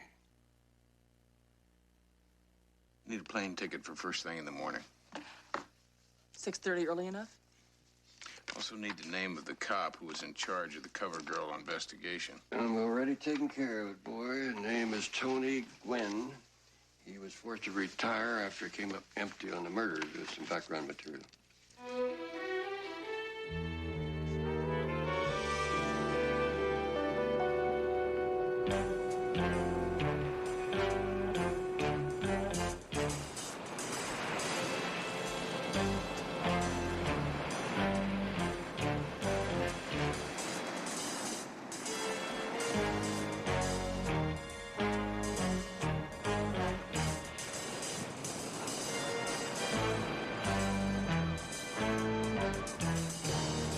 Tony Gwynn? Plenty room to fish down the beach. My name's Matt Houston. I'm a private investigator from L.A. Plenty room to fish in L.A. I need to talk to you about the CoverGirl murders. Need? 6 weeks of hell. Every model in town was petrified. Press had a field day. Of course, it doesn't take much to get that bunch riled. You never found a killer? Nope. They never let me forget it. Took another war in the Mideast to get the murders off the front page. This was in the front page of this morning's L.A. newspaper. Strangled, dumped in an alleyway. Does that sound familiar? Sounds like the CoverGirl murders moved south. I don't know how I can help. Tell me something. Does the name Fletcher Haywood mean anything to you? It means a lot to me. I'm sure he was the killer. Had myself 2 eyewitnesses, and he knew the victims. He had a perfect alibi. That's right, ironclad. There was no way he could have killed those girls. Except I was convinced that he did. Well, I believe that he killed this model in L.A. But once again, he's got the perfect alibi. History is repeating itself. And not if I have anything to say about it. Will you help me?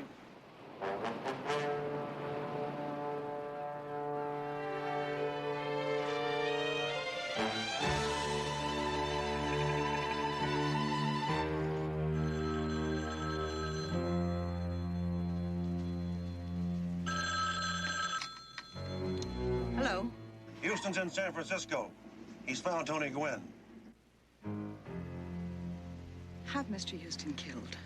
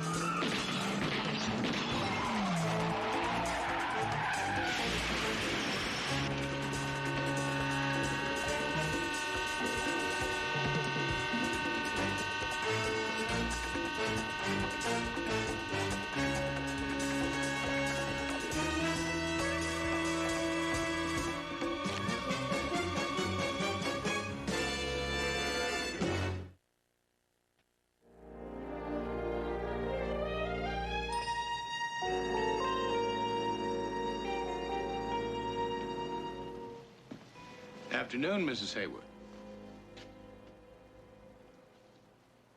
I don't recall inviting you to my home, Mr. Houston. I thought we should talk. If you came to apologize about the false accusations against my son... Why don't you just drop the act, huh? Act? I don't understand. Well, I think you do.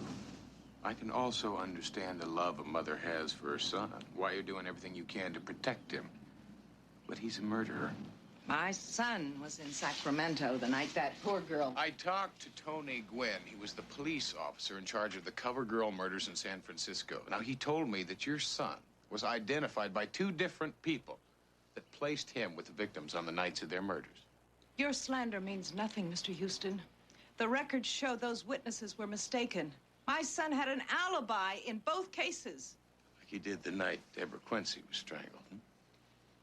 Coincidence. Say goodbye, Mr. Houston.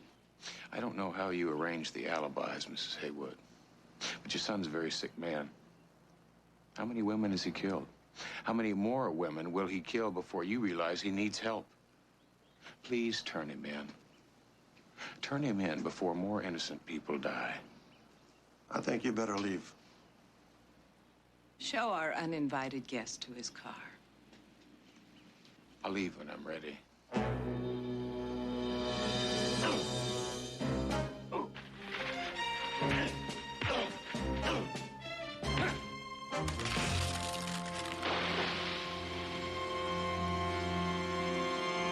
Now I'm ready.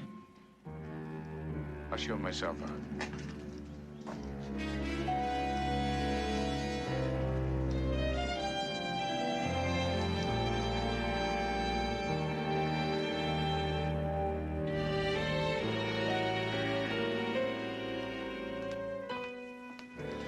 Maybe this'll help. What is it? It's a copy of a San Francisco police file on Fletcher Haywood, sent to me by Tony Gwynn. It says there that Haywood was booked, but then released because he could prove that he was nowhere near the murders. So all we have to do is figure out how Haywood can be in 2 places at the same time.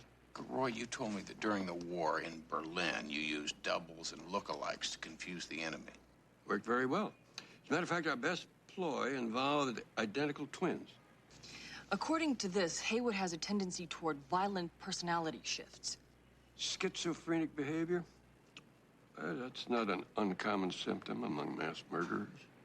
Still doesn't explain how he can be in 2 places at one time. More twins. Or look-alike? I know it's crazy, but it's the only answer we've got. Where do we start? With the mob. Now, Mary Haywood has still got connection. Fletcher is not a twin. She must be using a look-alike to protect her son. And maybe somebody in the organization has got some information. Well, there are a couple of old cronies I could call. In the mob? The company I was with had some strange affiliations.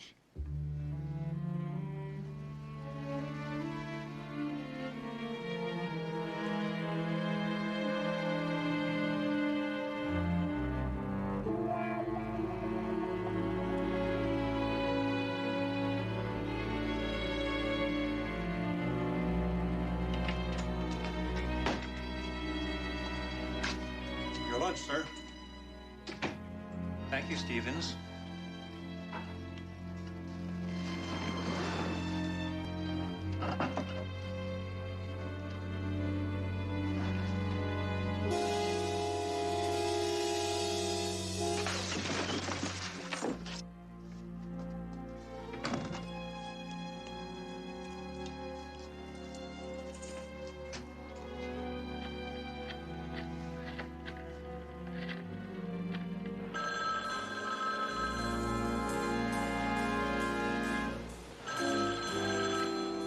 Hello?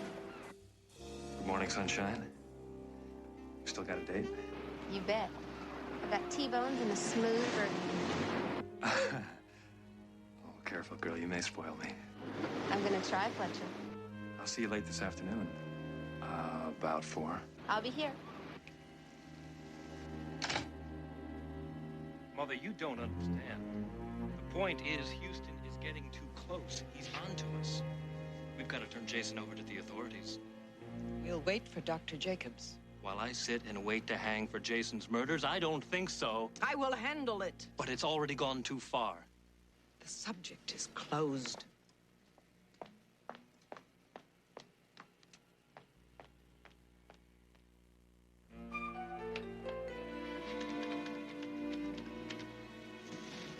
Matt Houston, please.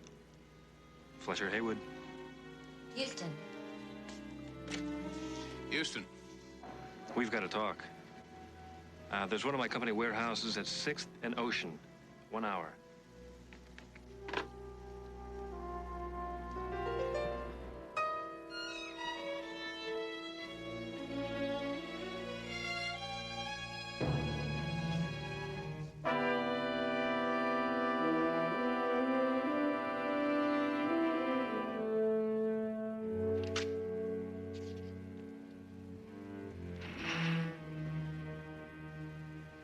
Houston.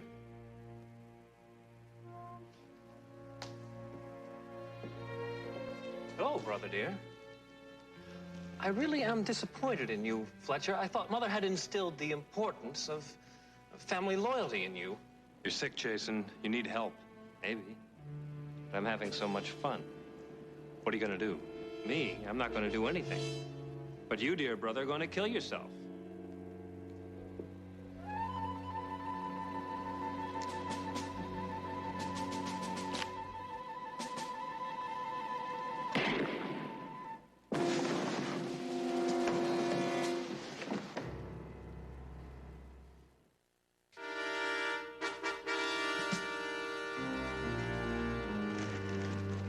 Well, it's all here. Haywood confessed to killing those models. Said it was only a matter of time until you proved that he was a killer, so he killed himself. I don't get it. The man calls me on the phone, says he wants to see me, and then he commits suicide. It doesn't make sense. Neither did killing all those women. Oh, what about his ironclad alibis? Houston, you have been trying to convince me for 3 days that Haywood was the killer. Well, now I'm convinced. Well, it still doesn't make sense. All I know is I have a body and a suicide note. As far as I'm concerned, the cover girl killer is dead. Come on. Whoops. Are you getting hungry? Not for food. Why don't we eat a little later? Then I've got a surprise for you. A surprise? Huh? What is it? Tell me. I'll tell you after we eat.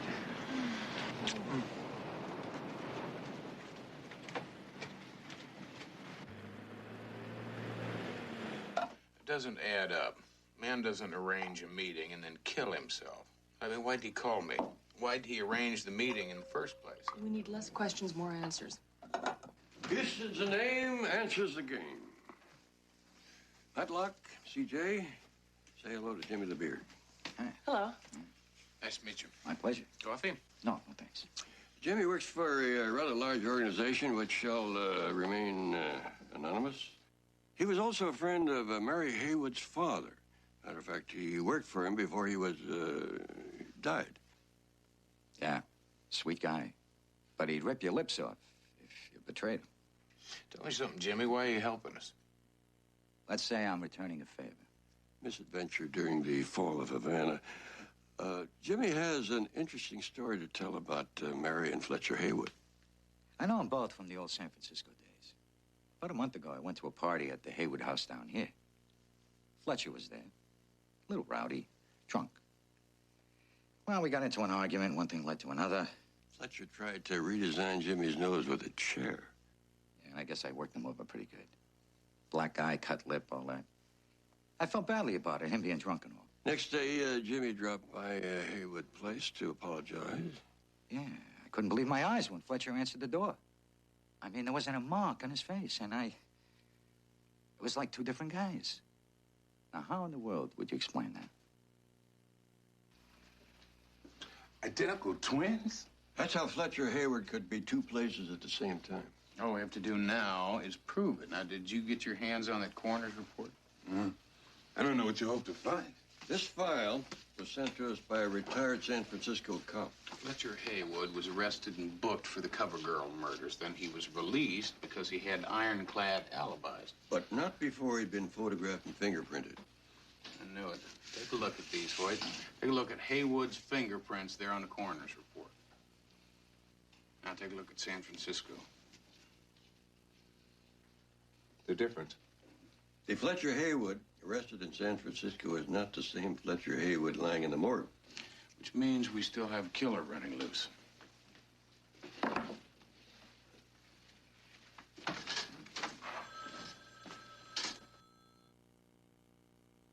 This is an outrage. Men searching every room of my house. I'm not a criminal. We do have a search warrant, Mrs. Hayward. The governor will hear about this. You can be sure of that. There will be disciplinary action. You can be sure. Better look at this. Excuse me, Mrs. Hayward.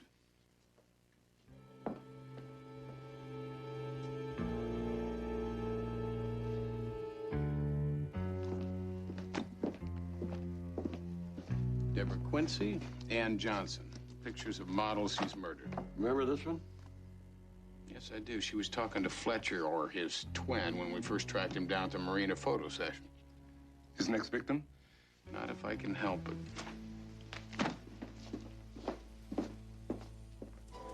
Yes, I have it right here.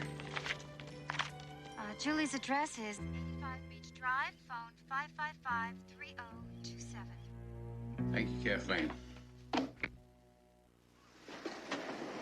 Those look good. Hope you're hungry.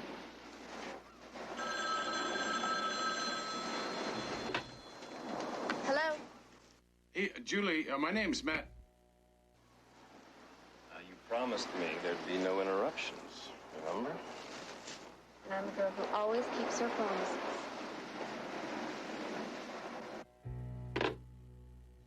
I'm going to the beach house. I'll radio in and be right behind you. Oh, I'm so full.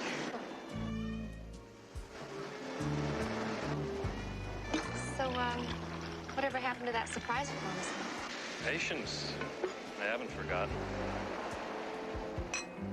I'll get to it in a minute.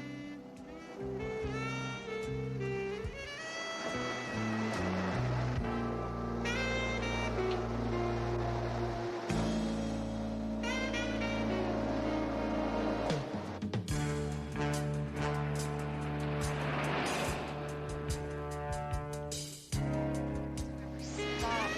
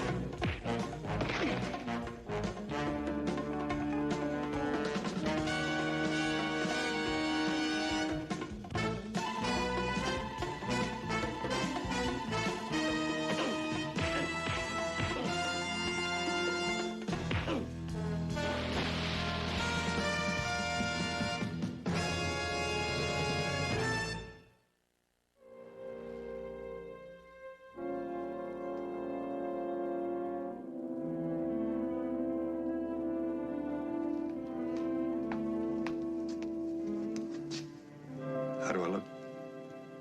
Great. You're not upset, are you, that I had Kathleen arrange this date for me with one of the models from her agency? No. Not a little bit, jealous? Jealous? Now, come on, Uncle. I'm not jealous. I got a lot of work to do here tonight, and go on, have a good time. Okay, I will. Where are you going? Dancing. You going dancing? Yeah. You don't think I'm too old to have a little fun? Well, no, it's not that. It's just that, these models, they have a tendency to party pretty heavy. And, there's nothing wrong, Uncle Roy, with a quiet dinner, a little soft jazz. Well, the girls have had their hearts set on dancing.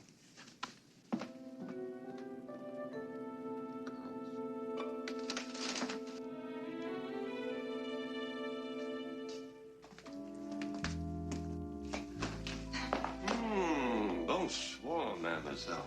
Hello, Roy. Enchanté. Well, shall we? Uncle Roy. Oh, Matlock, I want you to meet Beverly Roberts Hello, Matlock. and her daughter Monica. Well, it's a shame that you've got your heart set on working tonight, but... Yeah, Uncle Roy, it's work. I could probably, put it off. No. I wouldn't think of being the party to keep you from business. So, don't wait up for us.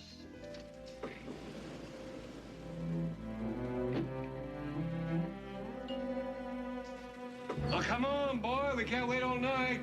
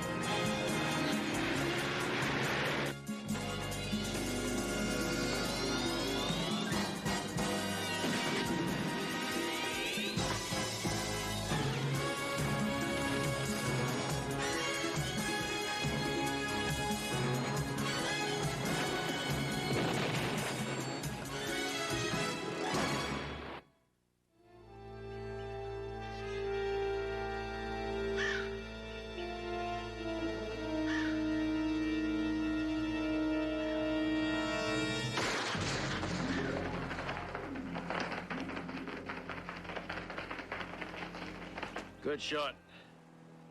I think you've chased him into the ravine. Shall we go after him? No. We'll head to the upper ridge. He'll come to us, like they always do. Right, sir.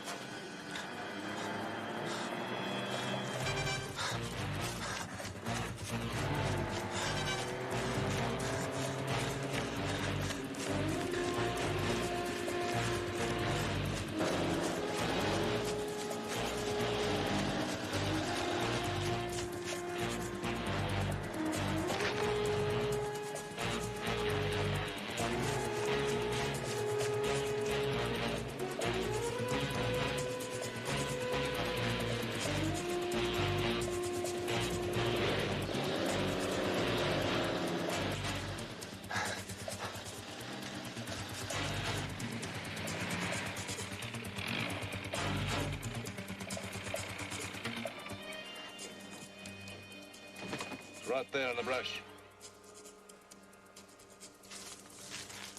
Good eye, Ian.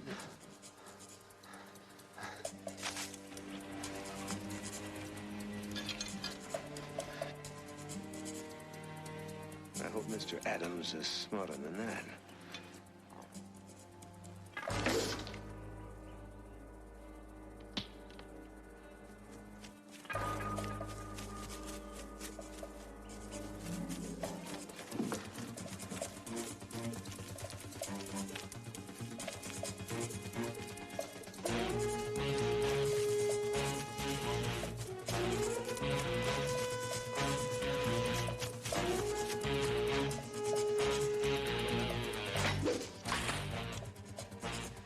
He's not only fast, he's lucky.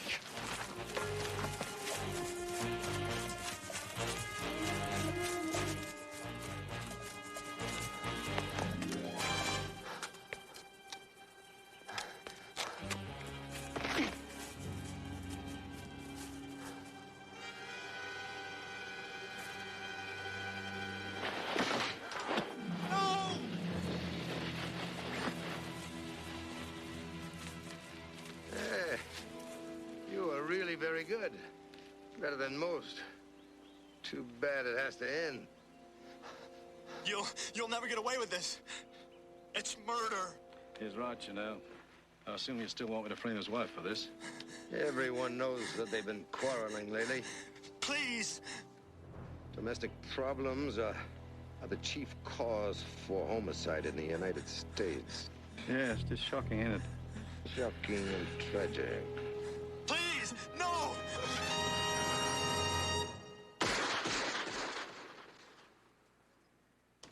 Nice backhand. Well, I'm just getting warmed up. For what? Well, I thought maybe we'd work a little. I see you've got a court reserved for us.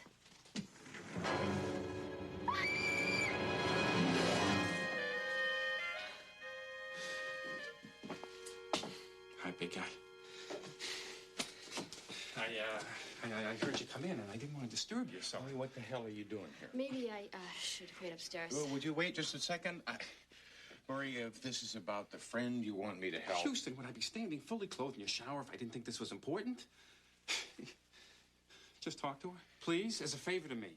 Her husband, Bill, disappeared a couple of days ago, and she's convinced something terrible has happened to him. Tomorrow morning. Right now I'm busy. Leslie? Chris, where'd she go? She's gone. Well, I guess now you won't have to wait until tomorrow morning to meet your new client, huh? Her name is Dee Dee Adams. She was one of the top college tennis players in the country. Far cry from center court. Knee problems forced her to quit. Now she's a business manager for pro athletes. Husband's her big billing, William Adams. He's also a tennis player. I recognize the name. They met in college. Dee Dee's been managing his career ever since. Got him into the pro circuit, paid his bills for the tour, pushed him into the right circles. He won a couple of important tournaments recently. It looked like things were just starting to break for them.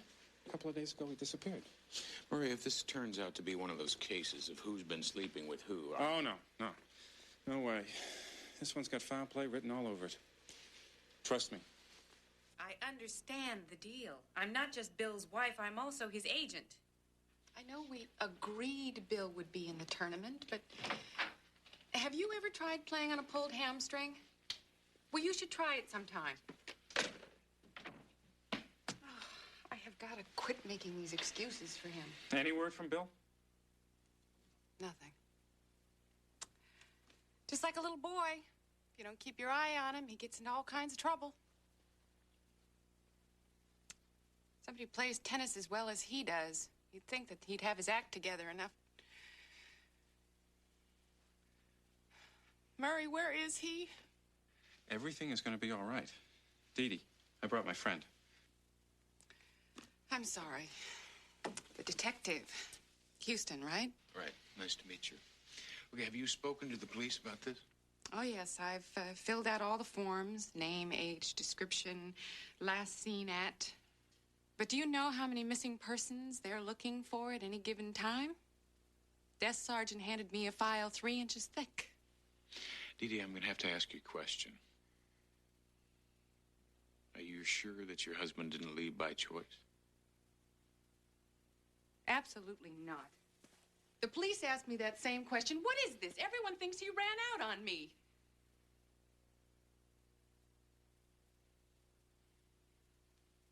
Now, Bill is not like that. I admit, things have been rough for a while. My business is not booming. But things were really finally starting to go our way. Bill just won the McCormick Invitational 2 weekends ago. I was really starting to get some interest in him. Will you help me? Well, I can't promise anything. I know. All right. We're going to need to keep this photograph. Yeah, I'll do some checking around tomorrow. And Houston is going to need a list of anyone Murray. Huh? Oh, gotcha.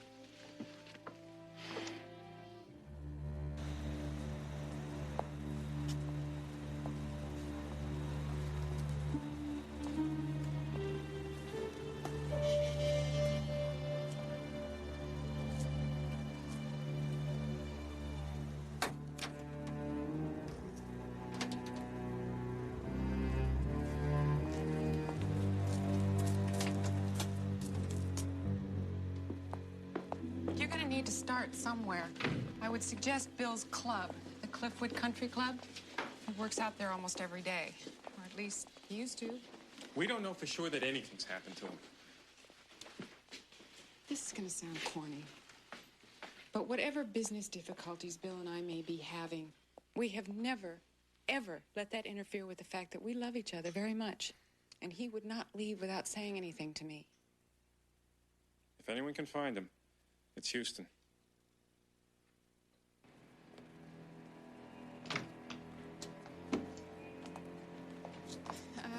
We haven't talked about how much this will cost. I'm not exactly flush right now. Well, let's just find him first, huh? Don't worry about it. You gonna be all right? Yeah, I think so. Thank you. Murray, thank you. Hey, that man! That's my car!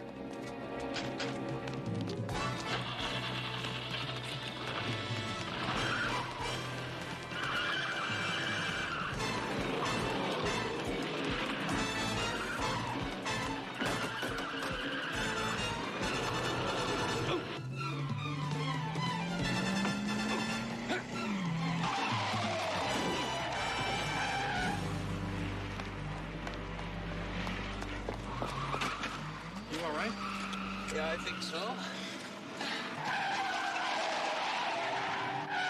Some people ought to have their licenses taken away.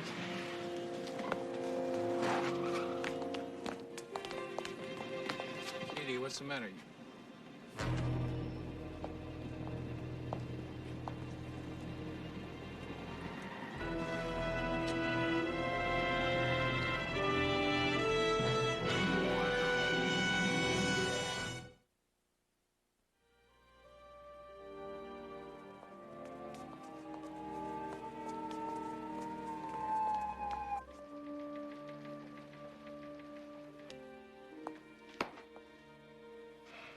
We've been up all night, Mrs. Adams.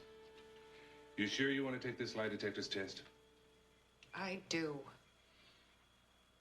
Okay. I want you to lie to this next question just to set a pattern. Is your name Dee Dee Adams? No. Did you lie to that question? Yes.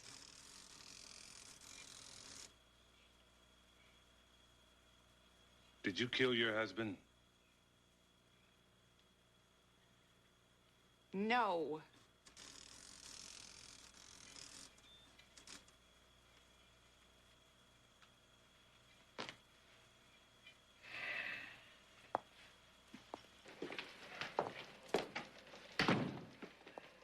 Hoyt! I don't have to talk to anyone except Dee Dee Adams' lawyer. You're looking at her. How did she do it? You know as well as I do that lie detectors are inadmissible in a court of law. How did she do? She passed. And you're still holding her? Of course we're holding her. We caught her red-handed with the body. No, you caught her red-handed. I saw a guy standing at the trunk of her car, Hoyt. Did you see him put something in? No. He was stealing something, got caught in the act, and started to run. He tried to kill me. Since when does a two-bit crook have a conscience? He probably saw the body and he just wanted to get the hell out of there. Okay, why would Dee Dee Adams want to murder her husband? Murder for money.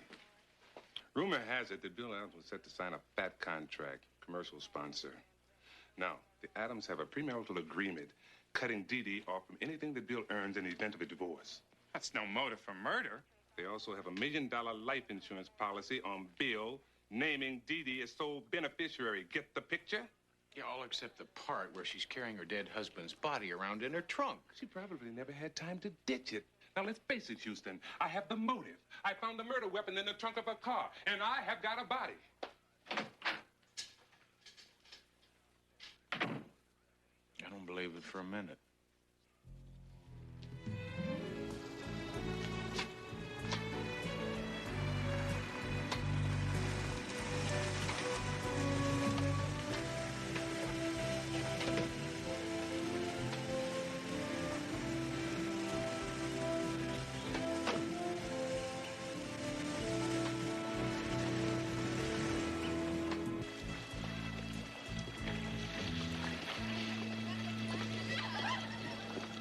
Are you through already?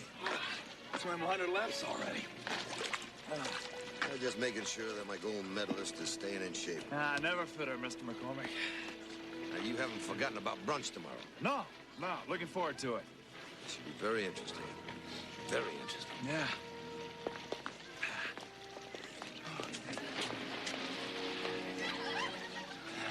She's tired. Nick Gifford? That's right. My name's Matt Houston. I'm a private investigator. I thought I might ask you a few questions about Bill Adams. Club manager said that you two were friends. Yeah. Girls, you excuse me 1 second. I'll be right with you. Yeah, we lift weights together, work out sometimes. Why? What's the matter? Well, he was found dead last night, murdered. No. Well, why? You know, the police think his wife, Dee Dee, killed him. Is there someplace we can talk? Yeah. Let me put something on. I'll meet you by the clubhouse. Thank you.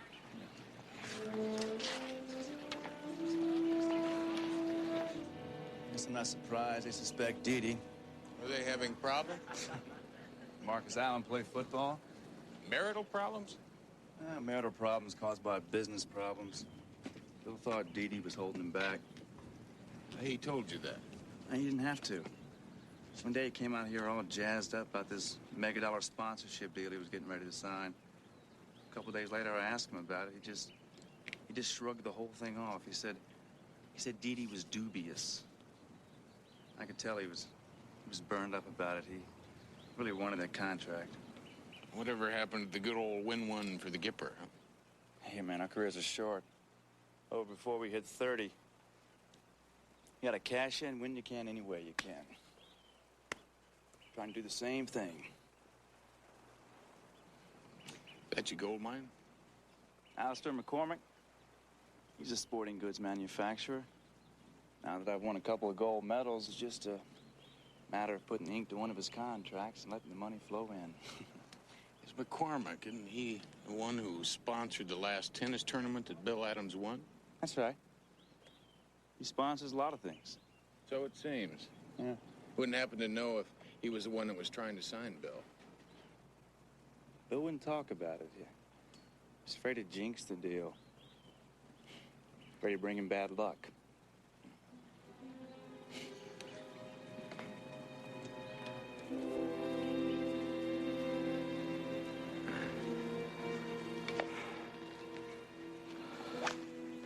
The man who's talking to Gifford is the same man I scraped off my van last night. He's a private detective named Houston. He's supposedly hired by Mrs. William Adams. Don't worry, Mr. McCormick. Athletes like Adams are so visible. At least the others are Unknown and marginally talented. And boring. Don't you understand? It's more exciting this way. It adds to the sport. And what about this Houston? If you've done your job properly, we have nothing to worry about. And I trust you're in preparation for Mr. Gifford's tragic accident. The staff has been told that they can have the day off. And you're going to dispose of the body in a most ingenious way. Houston has seen me, Mr. McCormick. That, my friend, is your problem.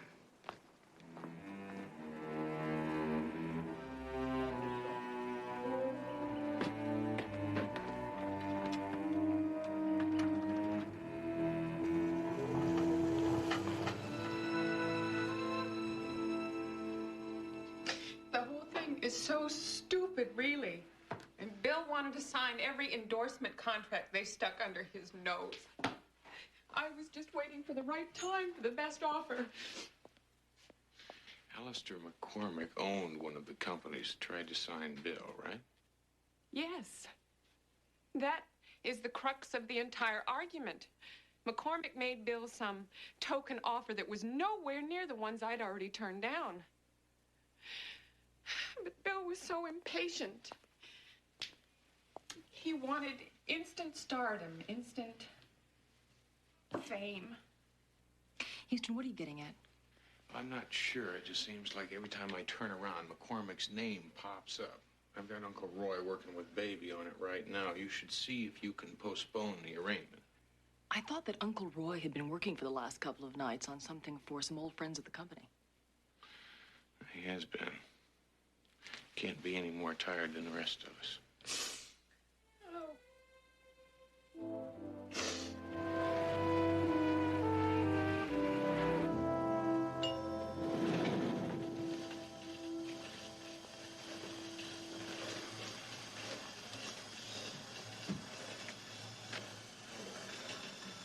Good timing.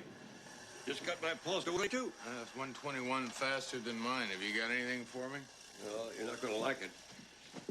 Baby must be as tuckered as you look. Oh. Belched up only the essentials on McCormick. Strictly PR stuff. Alistair McCormick, son of a wealthy banking family, disinherited at the age of 17, made his own fortune by the age of 25, then he dropped out of sight. Resurfaced 3 years later, picked up where he left off. Now he owns the largest sporting goods empire in the world. All of which tells us, Zip. Fortunately, I was with Roy when your call came in. I decided to put the old reliable human mind to work, and I accounted for those 3 mysterious years. His first stop, Africa. For a while, he was the toast of the safari circuit, and then he disappeared without explanation again, and turned into a soldier of fortune for several questionable and revolutionary causes. Searching for the ultimate thrill, always coming up short. Well, maybe not anymore. Who's this other fellow in the picture with him? A guy named Ian Woodruff. He and McCormick met in Zimbabwe. Woodruff's worked for him ever since. Why? Because he's the same man that I saw breaking into Dee Dee Adams' trunk. You better get a hold of Hoyt and let him in on this. Might be enough to get Dee Dee off. In the morning, I think I'll take a little drive out to the McCormick place. See what kind of game he's hunting these days.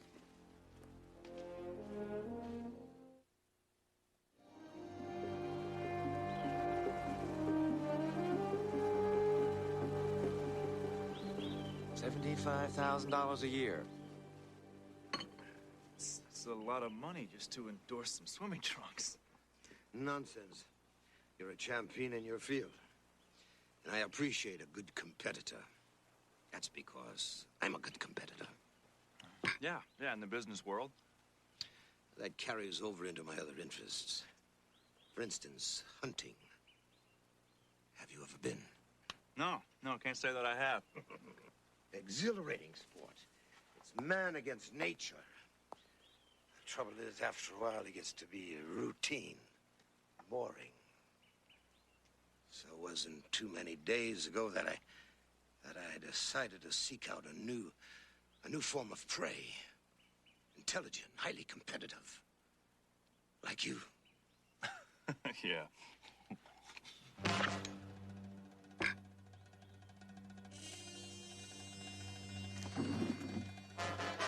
You're insane, man. You can't get away with this. Oh, yes, I can, Mr. Gifford. You see, unfortunately for you, your house is being burglarized at this very moment. And you'll be walking in on this trigger-happy felon. A tragic end to a very bright career. You wouldn't, man. Let's talk about this, all right? The hunt begins in 5 minutes, Mr. Gifford. I'd get moving if I were you.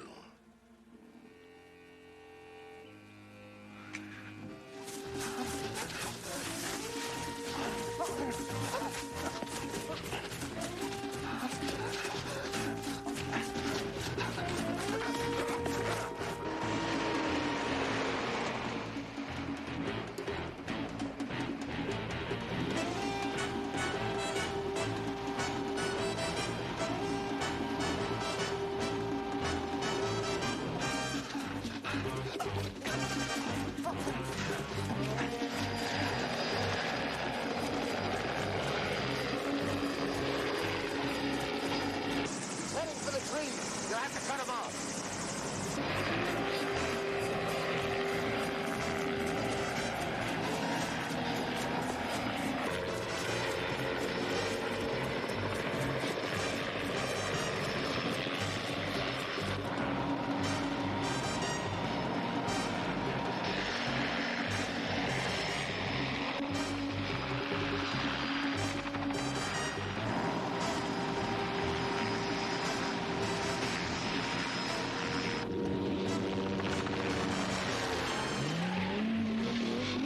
Ah, the persistent private eye.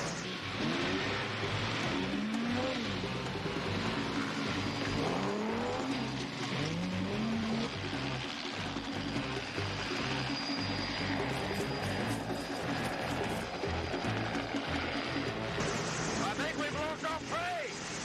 Nonsense. It's bound to pop out onto the road somewhere along here.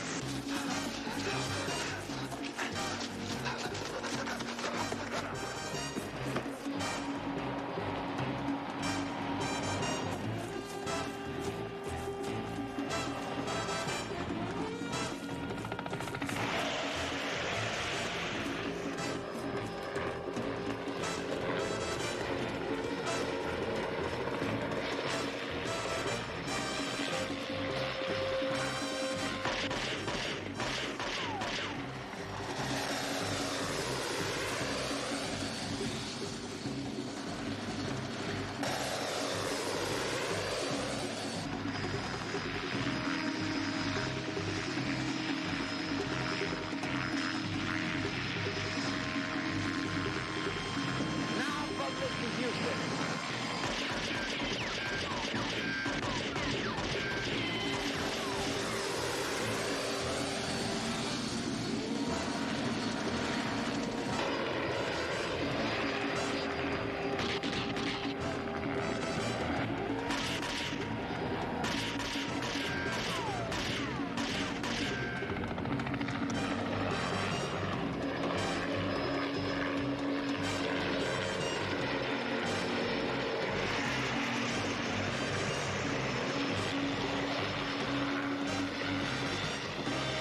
Hold it right here. You're not going to let him get away. I simply baited the trap. You know that Mr. Houston, he'll be a very challenging quarry. But he saw what happened. He'll call the police. He saw what happened, but not who. There's no way he could have seen our faces. The police can do nothing. Well, you think Houston will come back? I'm sure of it. When he does, I'll be ready for him.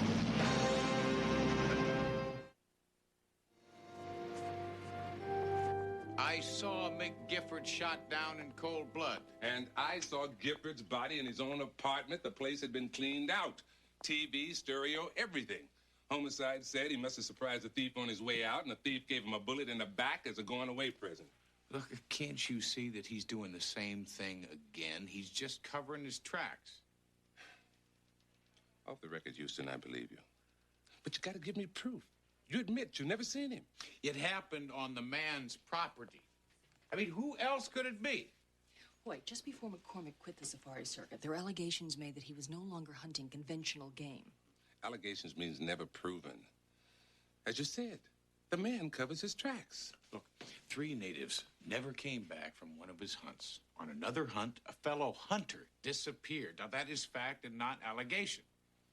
We're not asking for nuclear warheads, Hoyt. Just a little you scratch my back, I scratch yours. When the time comes, you'll get all the proof you need.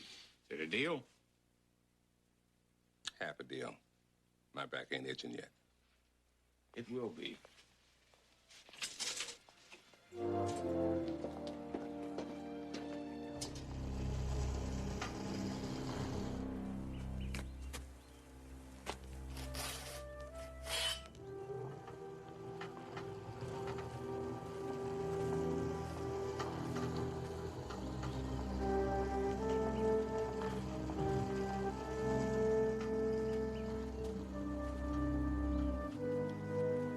That'll cost you a stroke.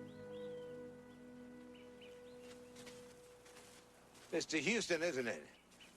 Haven't you got anything better to do than to find rule violators of the PGA?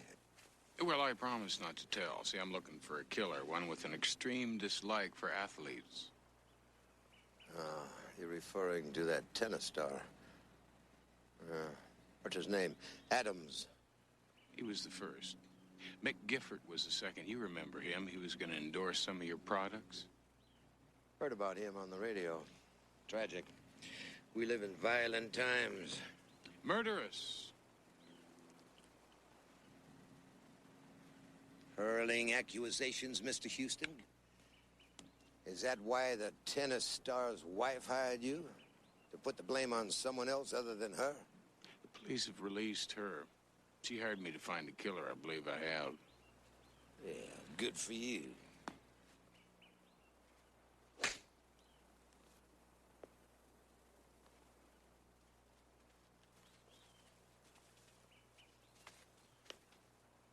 Hell of a recovery. A 2-putt from there and you win.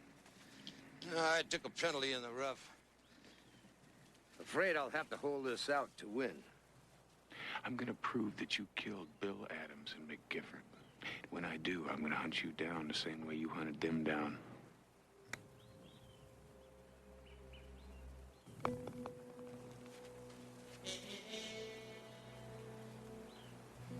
As misguided as you are, I like your style, Mr. Houston. I've got a few intimate friends that are stopping by at 6 for cocktails. Dinner jackets requested. I'd like for you to be there. Maybe I can convince you that you're on the wrong track. Not very private for such a delicate matter. I'll give you time. Promise. I'll see you at 6.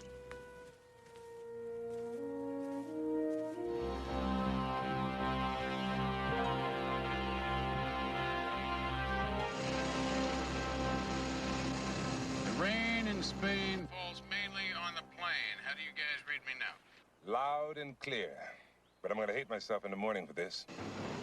No, in the morning you are going to present to your superiors a tape upon which Alistair McCormick will have confessed to the murders of Bill Adams and Mick Gifford. He'll be their star detective. Not if McCormick becomes a triple murderer while I'm sitting here in my car. Oh, you worry too much. You'd worry if I didn't. Watch your P's and Q's, Matlock. Make sure the host doesn't try to serve you for hors d'oeuvres. So, what happened to all your intimate friends? Well, it appears that I have my signals crossed. They won't be here until tomorrow. At least it gives us time to discuss that delicate subject which you insist on pursuing. Namely, accusing me of murder. Shall we begin with a parry or a thrust? It's not a game. Life is a game, Mr. Houston. A game with very few winners like you and like me. I don't believe we're in the same league. No, perhaps not. I have a greater passion for power. The ability to be able to give and to take. As in human life? Taking of a human life is the ultimate assertion of power. Sounds to me a lot more like cold-blooded murder. Darwin calls it survival of the fittest.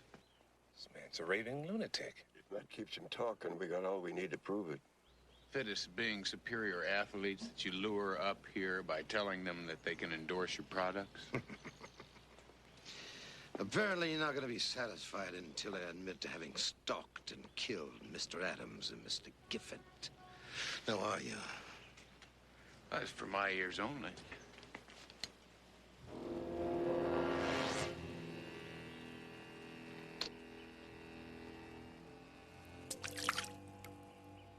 It is now. It's dead. It's gone dead. Let's get up there. You already know the answer to your question, but you can't prove it. Yes. I killed Mr. Adams and Mr. Gifford, and a few others that you need not know about. And now that I've told you, what makes you so certain that I won't kill you? Even though you took that bug off of me, my Uncle Roy and a police officer have been listening to everything that you've said. They should be here any minute. You're right about that.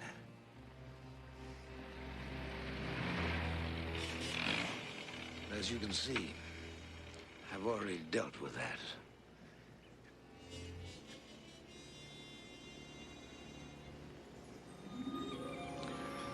The first rule of the game, Mr. Houston, is to know your opponent. The second rule, never to eat what your host doesn't. It's a specialty of the house. Guaranteed to give you a full night's sleep, which you'll need. The first thing in the morning, you and I are going to get to play my favorite game.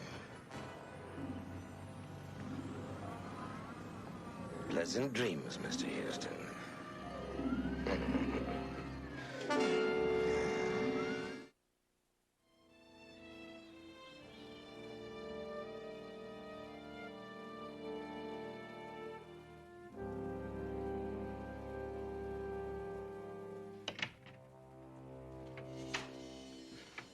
All right, rise and shine. I suggest you put these clothes on. I imagine the ones you're wearing are going to be a little encumbering. What did you do with Hoyt and my uncle? Oh, Ian's taking good care of them. Why don't you just let them go and you can do what you want to with me? I can do what I want with you right now. 10 minutes. Is that enough of a head start? What's that supposed to mean? Well, you came here looking for a killer. I found one. Unless you escaped from here, you'll never get a chance to prove it to anyone. Just to show you the kind of a sport I am, I'll even give you this. If you can get off this property alive, I'll confess to all the killings. I'll even let your uncle and the lieutenant go free. What if I don't make it? Well, then, I'll add you to my trophy collection, and I'll place both of them on either side of you. I hope you haven't lost those moves that won you the Heisman. It'd be a shame to make this a quick kill. Don't believe me, I won't disappoint you. Oh, good. Good boy.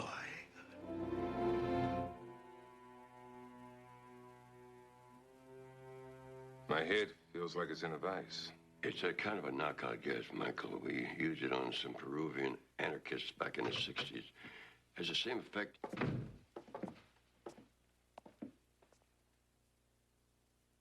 Good, you're awake. You should have killed us while you had the chance. Well, you're not in a very menacing position, are you? What are you planning on doing with us now? Depends on how your nephew fares with Mr. McCormick.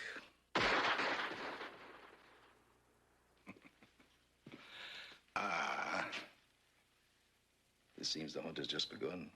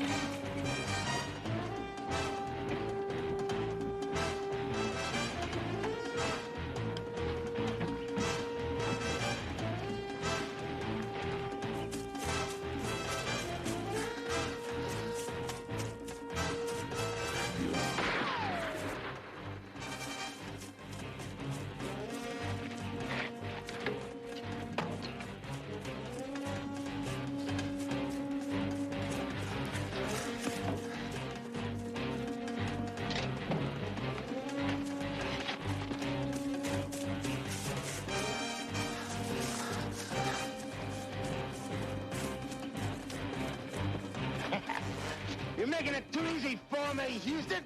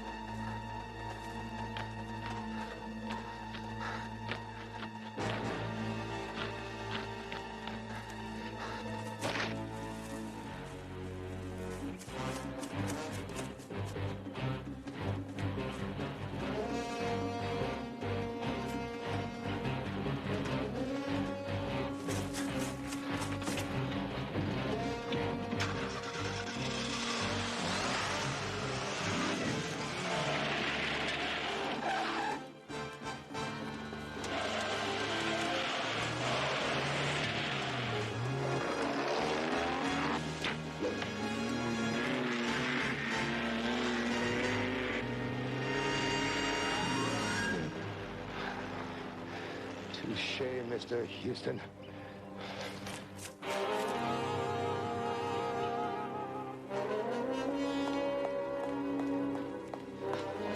Houston, get away. We have to leave. What about the others in the cellar? I'm afraid there's no sporting chance for them. You better pack.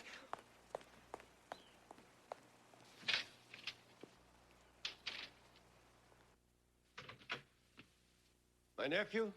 He was better than I thought. He eluded me. No point in killing us. He'll be back with the police. I have no intention of killing you. At least not yet. You two will be my insurance to get out of the country. Too late.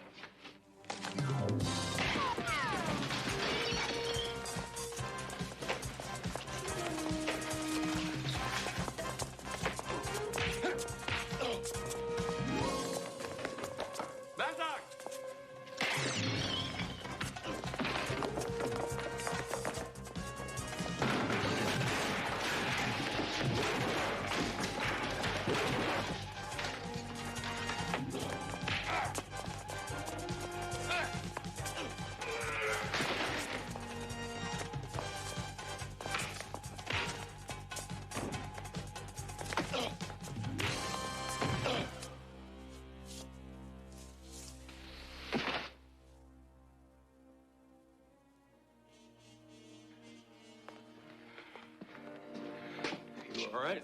Sure, how about you? Well, I think I'll make it. Thanks, Houston.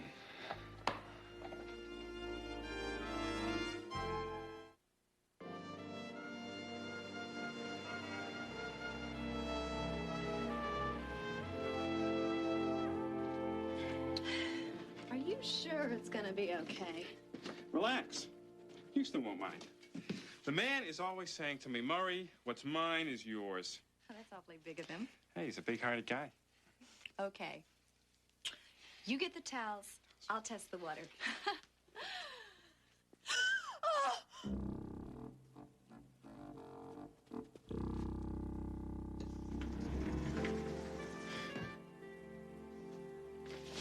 You know, Murray, I thought we had an arrangement. I mean, I was supposed to help you with your friend, and you were supposed to help me with all the IRS paperwork. Yeah, I know, but can't I wait a couple of hours? Please, big guy, have a heart. Oh, I do. I do. Remember, I'm a big-hearted guy. So I figured, while you're taking care of the paperwork, I'll, entertain your friend. But,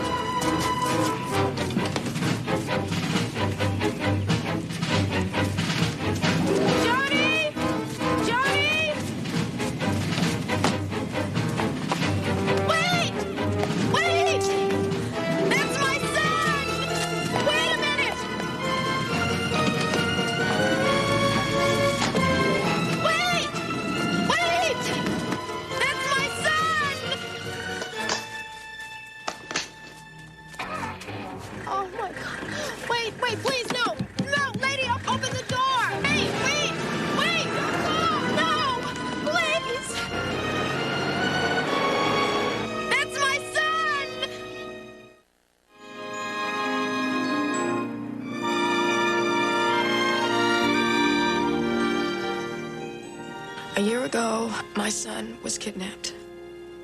It happened in New York. That's where I live.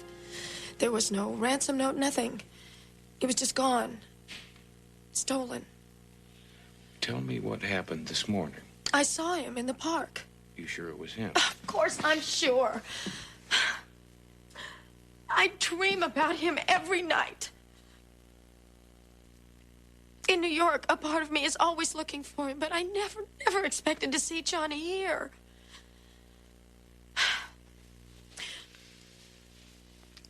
I flew in last night. I had to be on location this morning at 6 o'clock. We were filming a commercial in the park. And I looked up and I saw him. I started to run, but the woman, she put him in the car and drove away. What kind of car? I don't remember. Tell me about the woman. Do you remember what she looked like? Mr. Houston, I don't remember. I didn't see anything but Johnny. Why didn't I notice? I am so stupid. Why didn't I notice? No. Just take it easy, huh? That's natural. Don't be so hard on yourself.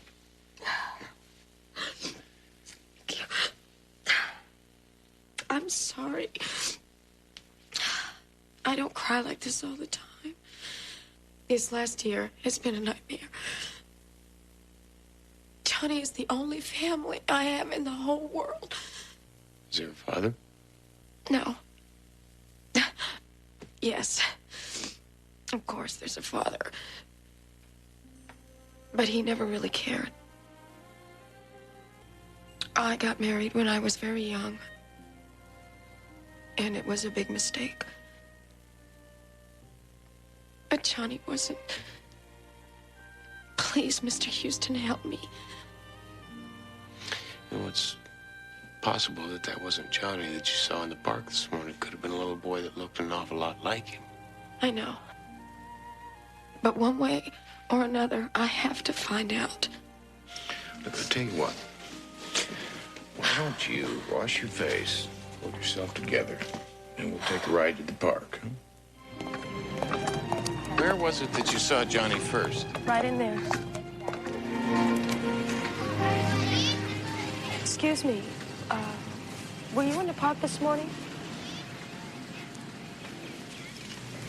Please, it's very important.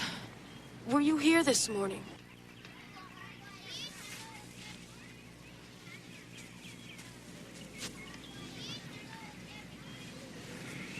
Parque es bonito.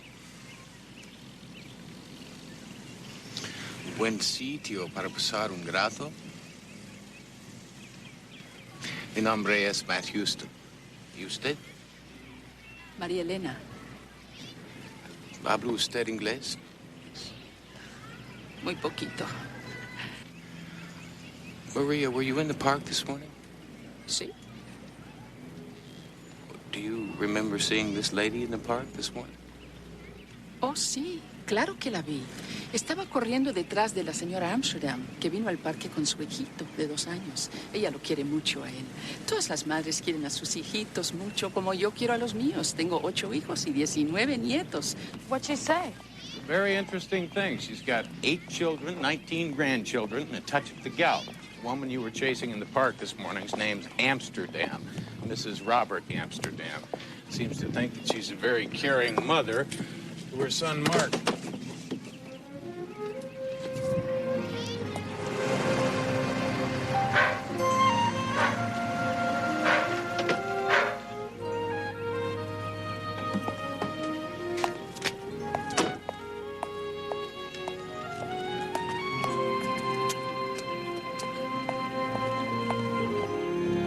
Hi, honey, I'm home. Hey, Slugger. What are you Robert? doing? Yeah, hon. Robert. I tried to call you. I was away from the office all day. Something awful happened this morning. What was that? Mark and I were leaving the park, and this girl came running up to the car, and she started pounding on the window. Well, what'd she want? I don't know. She just kept saying, "That's my son, that's my son." Mark? She looked desperate. I just drove away. Well, I'm sure there's just some kind of mistake. Oh, my God. That's her. She's coming here. Oh, okay, look, I'll tell you what you do. You take Mark upstairs and stay there. Okay. Now, whoever she is, I'll handle it. Go ahead, honey. I'm so nervous. Don't worry about it. Just relax. Let me handle it.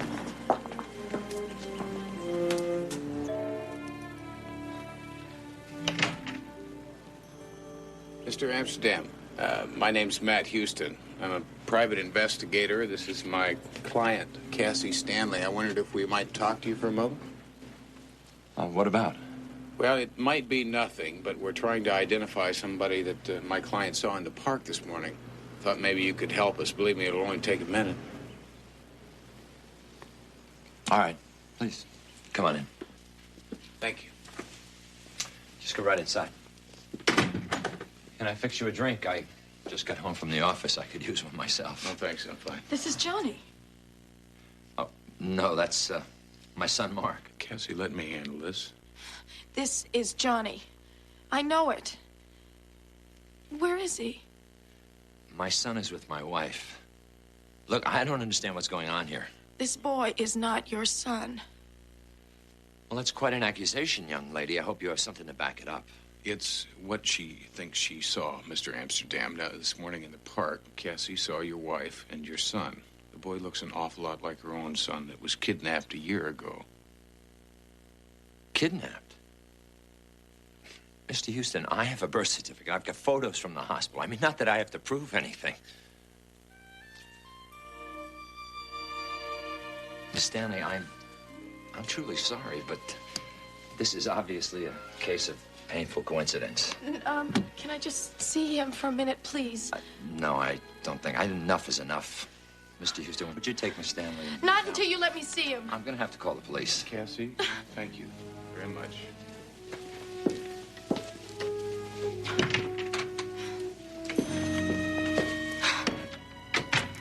Listen, I don't Cassie, care what... let me handle it.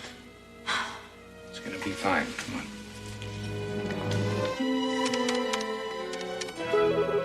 Bradley Denholm, attorney at law. Bradley Denholm, please. I'm sorry, sir. He's in conference. She's so beautiful, Mr. Denham. She's perfect.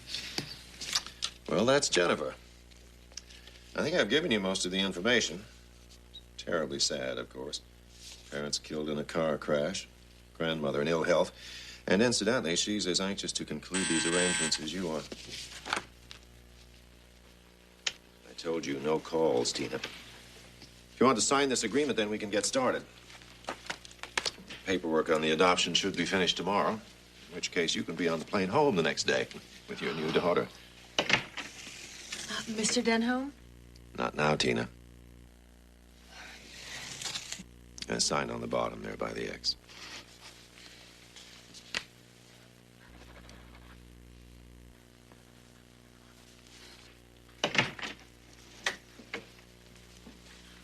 Thank you so much. Not at all, Mrs. Richards. I consider it an honor to play some small part in creating new lives for these poor, unfortunate children. Thank you. Bye-bye. You're a real humanitarian, Bradley. I'm glad you can appreciate that fact, Jake. Go on in. I'll be with the two of you in just a minute.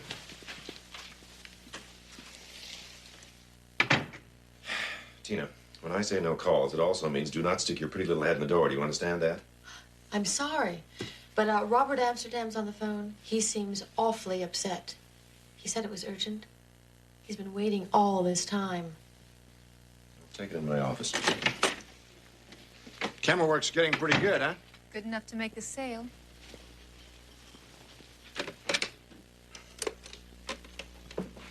Mr. Amsterdam? Denholm? Listen, I just had a girl and a private investigator named Matt Houston barge into my house. She claims to be the mother of my child. Now, I want to know what the hell's going on here. Mr. Amsterdam, that's impossible.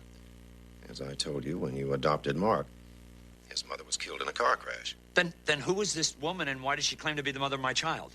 I mean, I'm upset. My wife is upset. Understandably, but it's obviously a mistake. When she finds that out, I don't think she'll bother you again. Well, if she does, believe me, you're going to hear from me.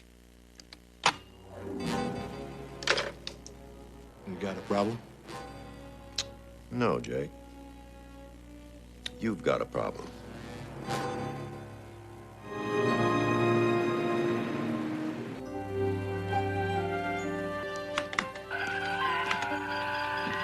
Not bad.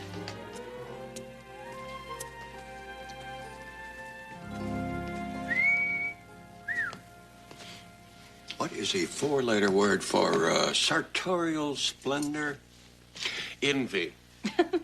What's the matter, Uncle Roy? Can't stand the competition? On the contrary, I'm happy to see that I'm finally having some influence on you.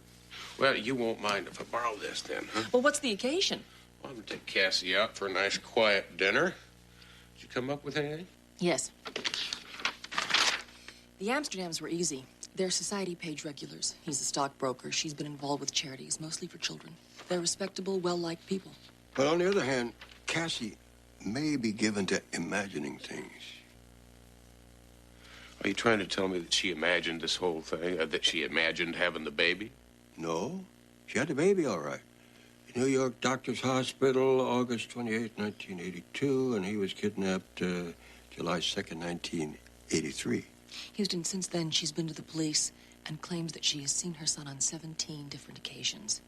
At first, the police ran down every lead, and then after a while, they just stopped listening. I don't see how you can help her, Matlock. I can take her to dinner. I can listen.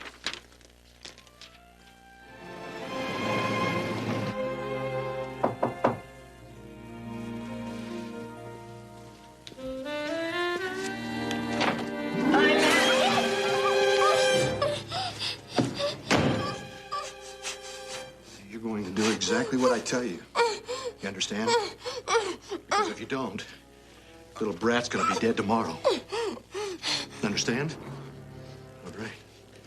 Now, don't make a sound. Not a sound. I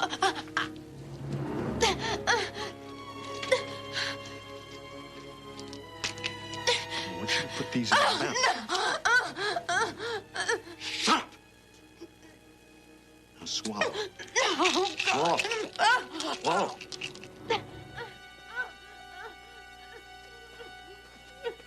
Nobody's gonna care some flaky little actress old deed.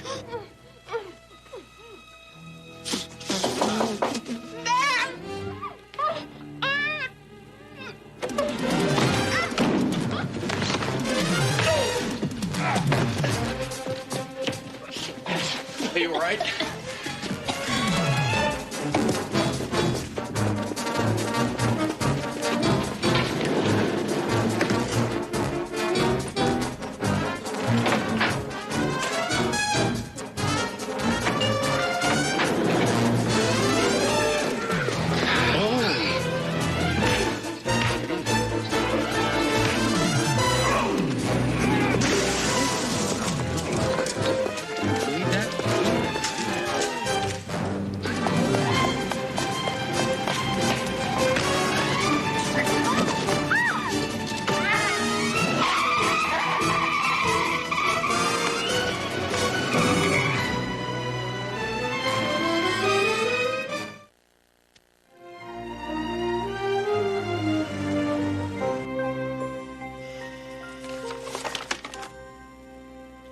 If he's in here, I can't find him. Well, he might not have a record. Or you might not have gotten that good a look at him. Wait, I didn't imagine this. I'm not saying you did. I'm just saying that we don't have that much to go on. You know, just last year, there were over 500 of these cases. It only takes a minute for a baby to be carried away. And every day that goes by, that kid changes, which makes it harder and harder to identify them. Cassie can identify her son. He's got an unusual birthmark on his back. So you said. But before we can go back to the Amsterdams, we've got to be able to prove that that is her son. CJ's got baby working on it right now, back checking hospital records. How's Cassie doing? She's sleeping. They changed her room at the hotel, put a guard on the door. Took a while to calm her down. I know how she feels. It's nothing like the pain of a child being missing. I've been there, I know. You die a little bit more every minute they're gone. I was lucky I got my little girl back. Yeah, well, Cassie's not so lucky. The man that attacked her told her that if she didn't do what he said, he was going to kill her son. I'll do everything I can. I'm with you on this one, Houston. Thank you, Mike. I've got a feeling we're running out of time. Come on.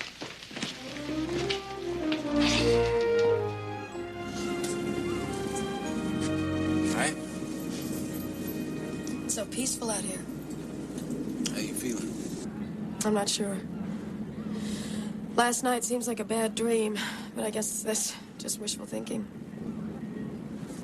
Because this morning I woke up and I had a dull pain in my heart. You know, that's natural. You've been through an awful lot. You're a very kind man. I know that sounds silly, but it's true. You know, last night when that man was trying to shove those pills down my throat, I tried it once. Right after Johnny was kidnapped. I took a bunch of pills. See, I thought it was my fault. If I'd only watched him. It was not your fault. Afterwards, I knew I couldn't live with that guilt. I had to be there for Johnny When he comes back, huh? Yes. When? Thank you.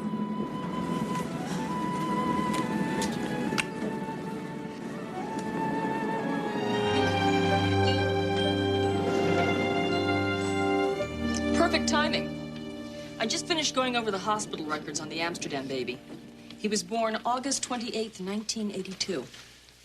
Mother and son pronounced healthy and left the hospital 2 days later. Normal development till the age of 11 months. After that, there is no more record. Why? Because they changed pediatricians. It happens all the time. Yeah, but attempted murder doesn't. Now, somebody got very scared when Cassie claimed that the Amsterdam's child was Johnny. If that's true, what happened to the Amsterdam's child? Good question. I'll put baby back to work on it and see what we can dig up. First thing in the morning, I think I'll try going directly to the source. Okay, sweetheart. Let's dry the feet up. Mrs. Amsterdam. What do you want? Please, I just want to talk to you for a minute. About what? About mothers. A very special kind of love that they have for their children. I can see that you love your son. Of course I do. Let me tell you a little story about another mother very much like you. Loved her son very much. Till her boy was taken away from her. Stolen. Why are you telling me this? Because her boy is about the same age as Mark. Same blonde hair, blue eyes. I don't want to hear about this. You know I'm right. No. I love my son. And that's why you can understand the pain and the anguish she must be going through of having her baby taken away from her. Please, if you feel like talking, just give me a call, all right?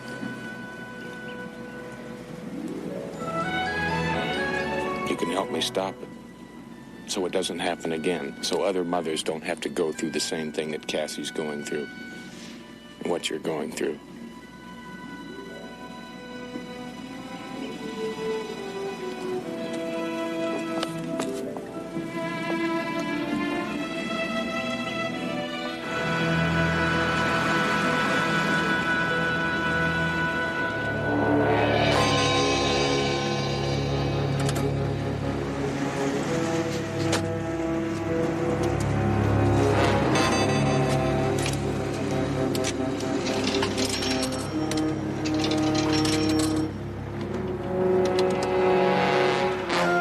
Ice cream, Jennifer?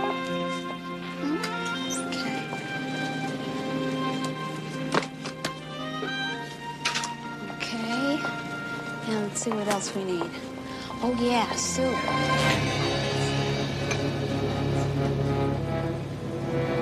like it, Denham. What's not to like? This South American couple is willing to pay any amount of money for a nice little boy. And their contact is coming tomorrow. This whole thing is about to blow up in our faces. Yes, thanks to the job you neglected to finish on the Stanley girl last night. Well, it wasn't my fault. Everything was going fine until that P.I. Houston showed up. And saw you, which is all the more reason to get the Amsterdam boy. We ship him south tomorrow. Houston has nothing to work with, and we get out of town with enough money to live the rest of our lives. The Amsterdams are going to scream their head off. Not if they can't. Now, you take care of it, Jake.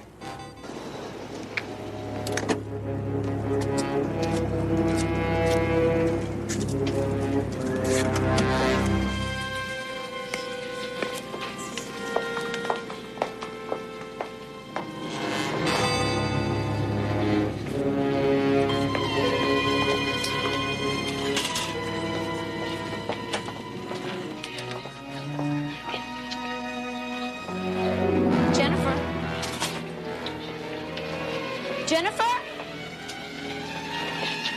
Jennifer? Where's my baby?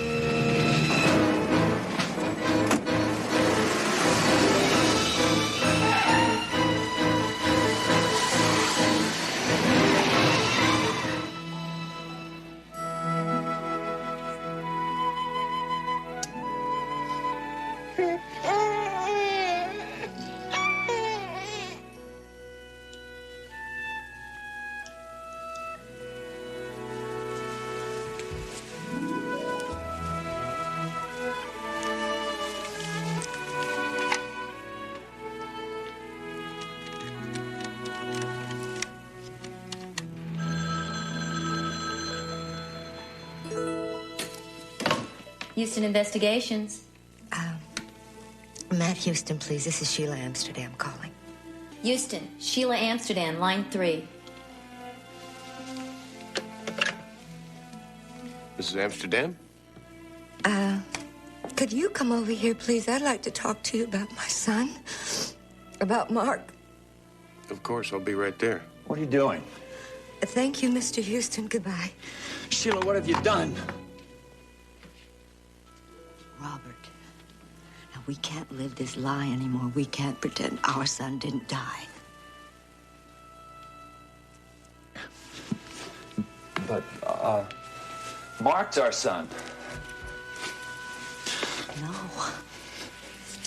As much as we love him, he doesn't really belong to us. His.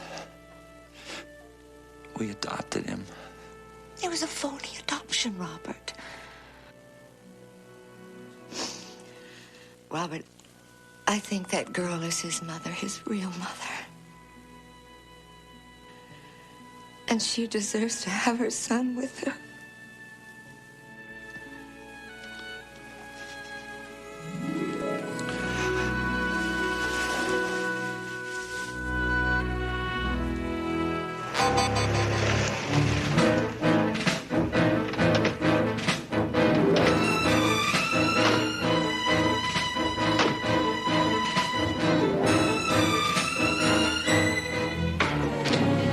What's going on?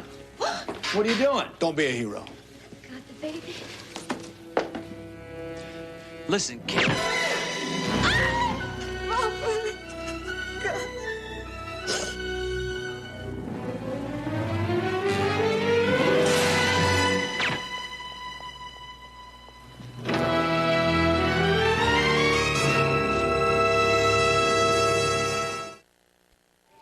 Mrs. Amsterdam is in a coma.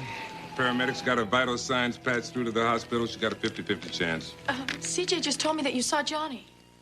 I saw a small boy. Was he all right? He's fine, but we still can't prove that it's Johnny. Now, the hospital records show that the Amsterdams had a baby boy. They also show that he died of crib death at 11 months. What? It's a copy of the death certificate. I did some checking, Houston, and found that filed under Sheila Amsterdam's maiden name.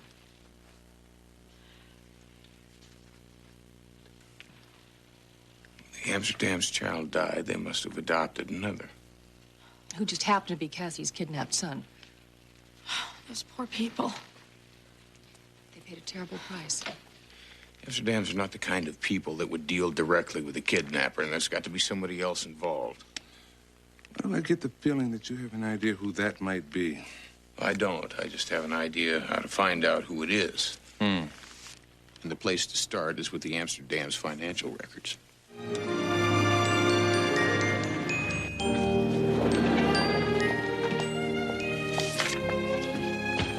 Found it. Found what? Name of Amsterdam CPA. Did you get me out of bed just to tell me that? Illegal adoptions cost a whole bunch of money. I want to find out who the middleman is, who Robert Amsterdam paid a large sum of money to around the time of the adoption. Logical.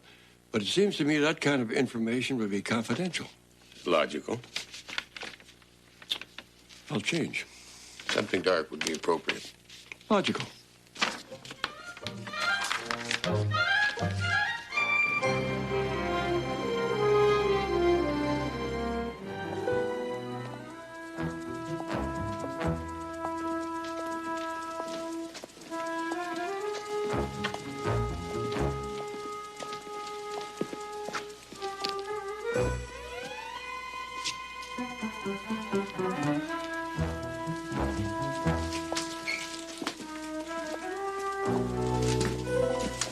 Why don't you hold the flashlight? I'll get the lock.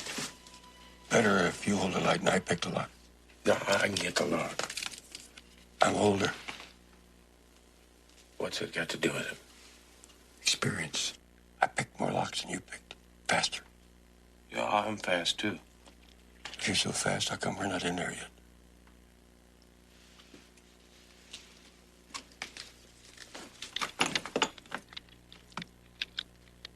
Could have done that. Could take all night to find that Amsterdam file. Why don't you start here, and I'll start over there. I think I'll start down here with the A's. As in Amsterdam. I could have done that.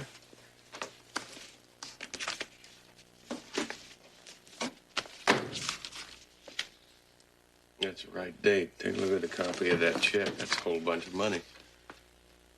Payable to Bradley Denholm, attorney at law.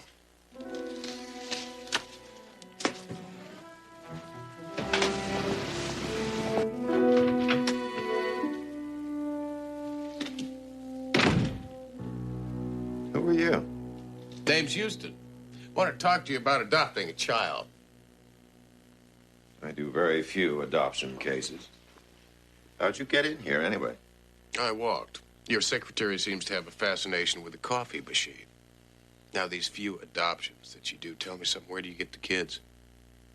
From poor unwed mothers anxious to find excellent parents for their babies without burdensome paperwork. Black market babies. Is there a point to this? I want a kid, Denholm. Somehow I don't think you qualify as an excellent parent. Somehow I don't think you're qualified to make that decision. Now, I want a kid.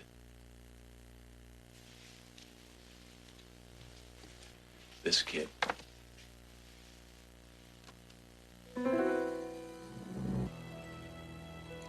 I've never seen him before. Oh, not only have you seen him, you stole him from his natural mother. Then you arranged the adoption by the Amsterdams. I've got the records to prove it. I also happen to know that you ordered them killed. I may not be able to prove that, but you'd be surprised what you'll confess to by the time I get finished with you. Get out. In a minute. Just as long as you understand our deal. Now, you get me that boy within 24 hours, and I'll leave you alone. If you don't, you're a dead man.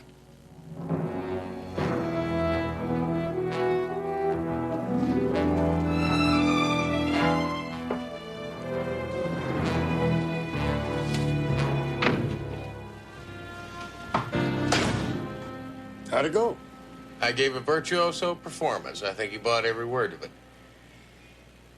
You gonna be all right in here? This may take a while. Patience is a wonderful virtue. I spent 3 days in a van half this big in Dubrovnik in '59. Builds character. He had muscle cramps. Well, I'm gonna go back to the office. An eye to my vigil. Sooner or later, Denholm will lead us to Cassie's boy.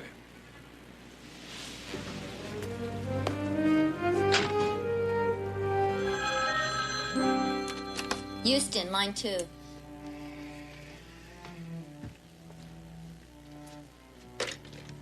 Matt Houston. I've been considering your request in regards to the child. You're a very persuasive man, Mr. Houston. Should get to the point. There's a construction site at 34th and Edison. You'll see a trailer. Meet me in 20 minutes and come alone or you won't get the child. I'll be there.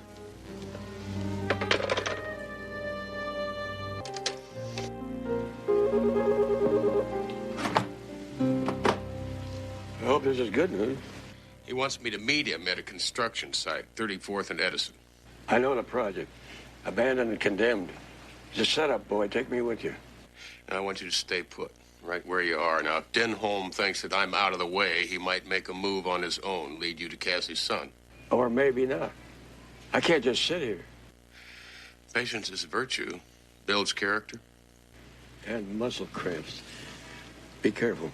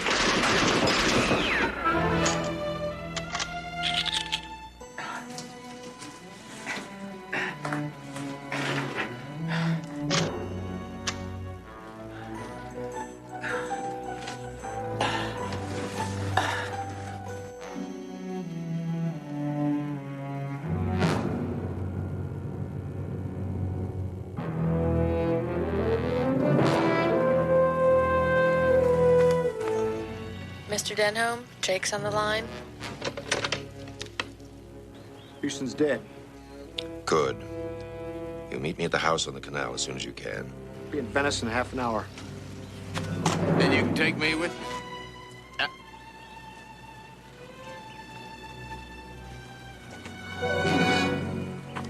I figured you'd need help.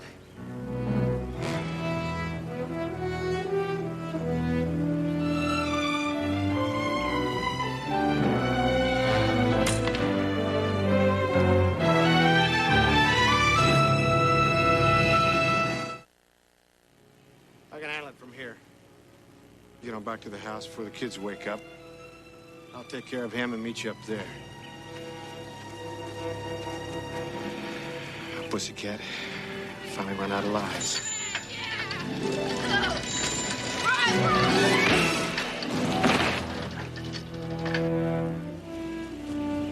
Thanks, kids. Believe you just saved my life.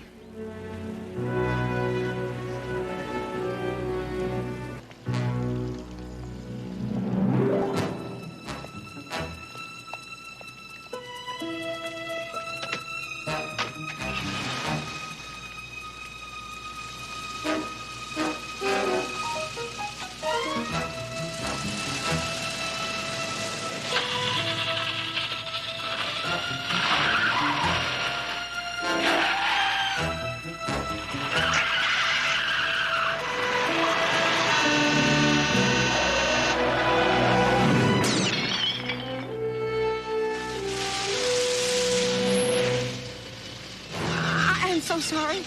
I didn't see you. I'll get my car started.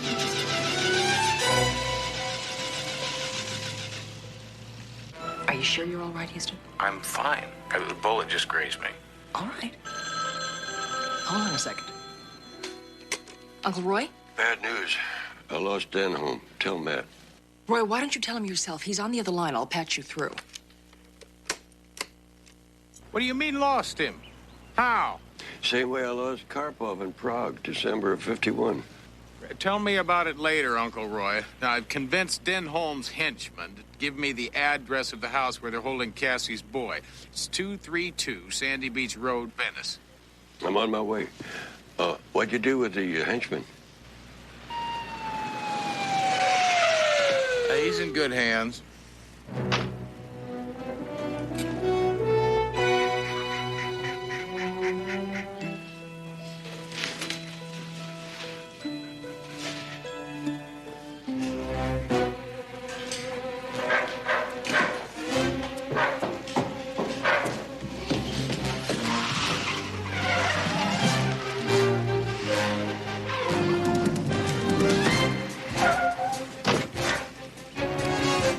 Check the house. Reinforcements are on the way.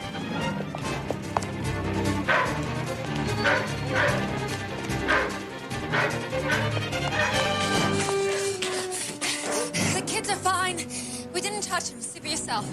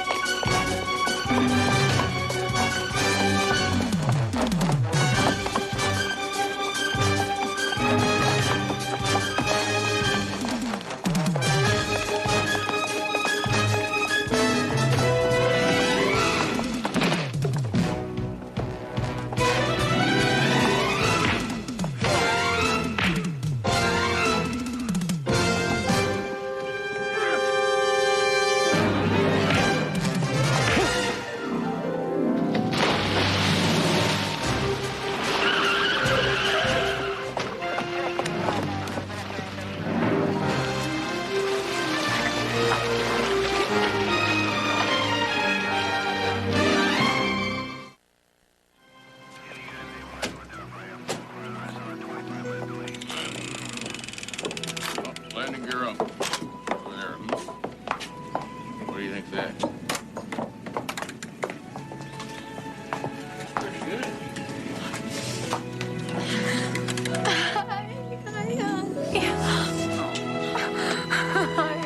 I don't know how I'm ever going to be able to thank you enough. Or repay you. I think you just have.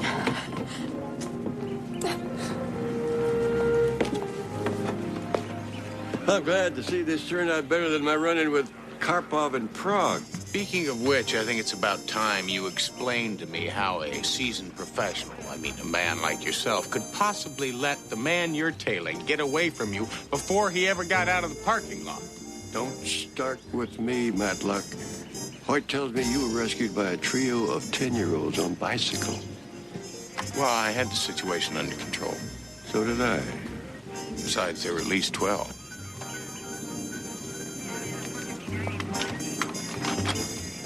You know, we make a hell of a team. I'm glad you think so. Because I've been meaning to talk to you about a raise.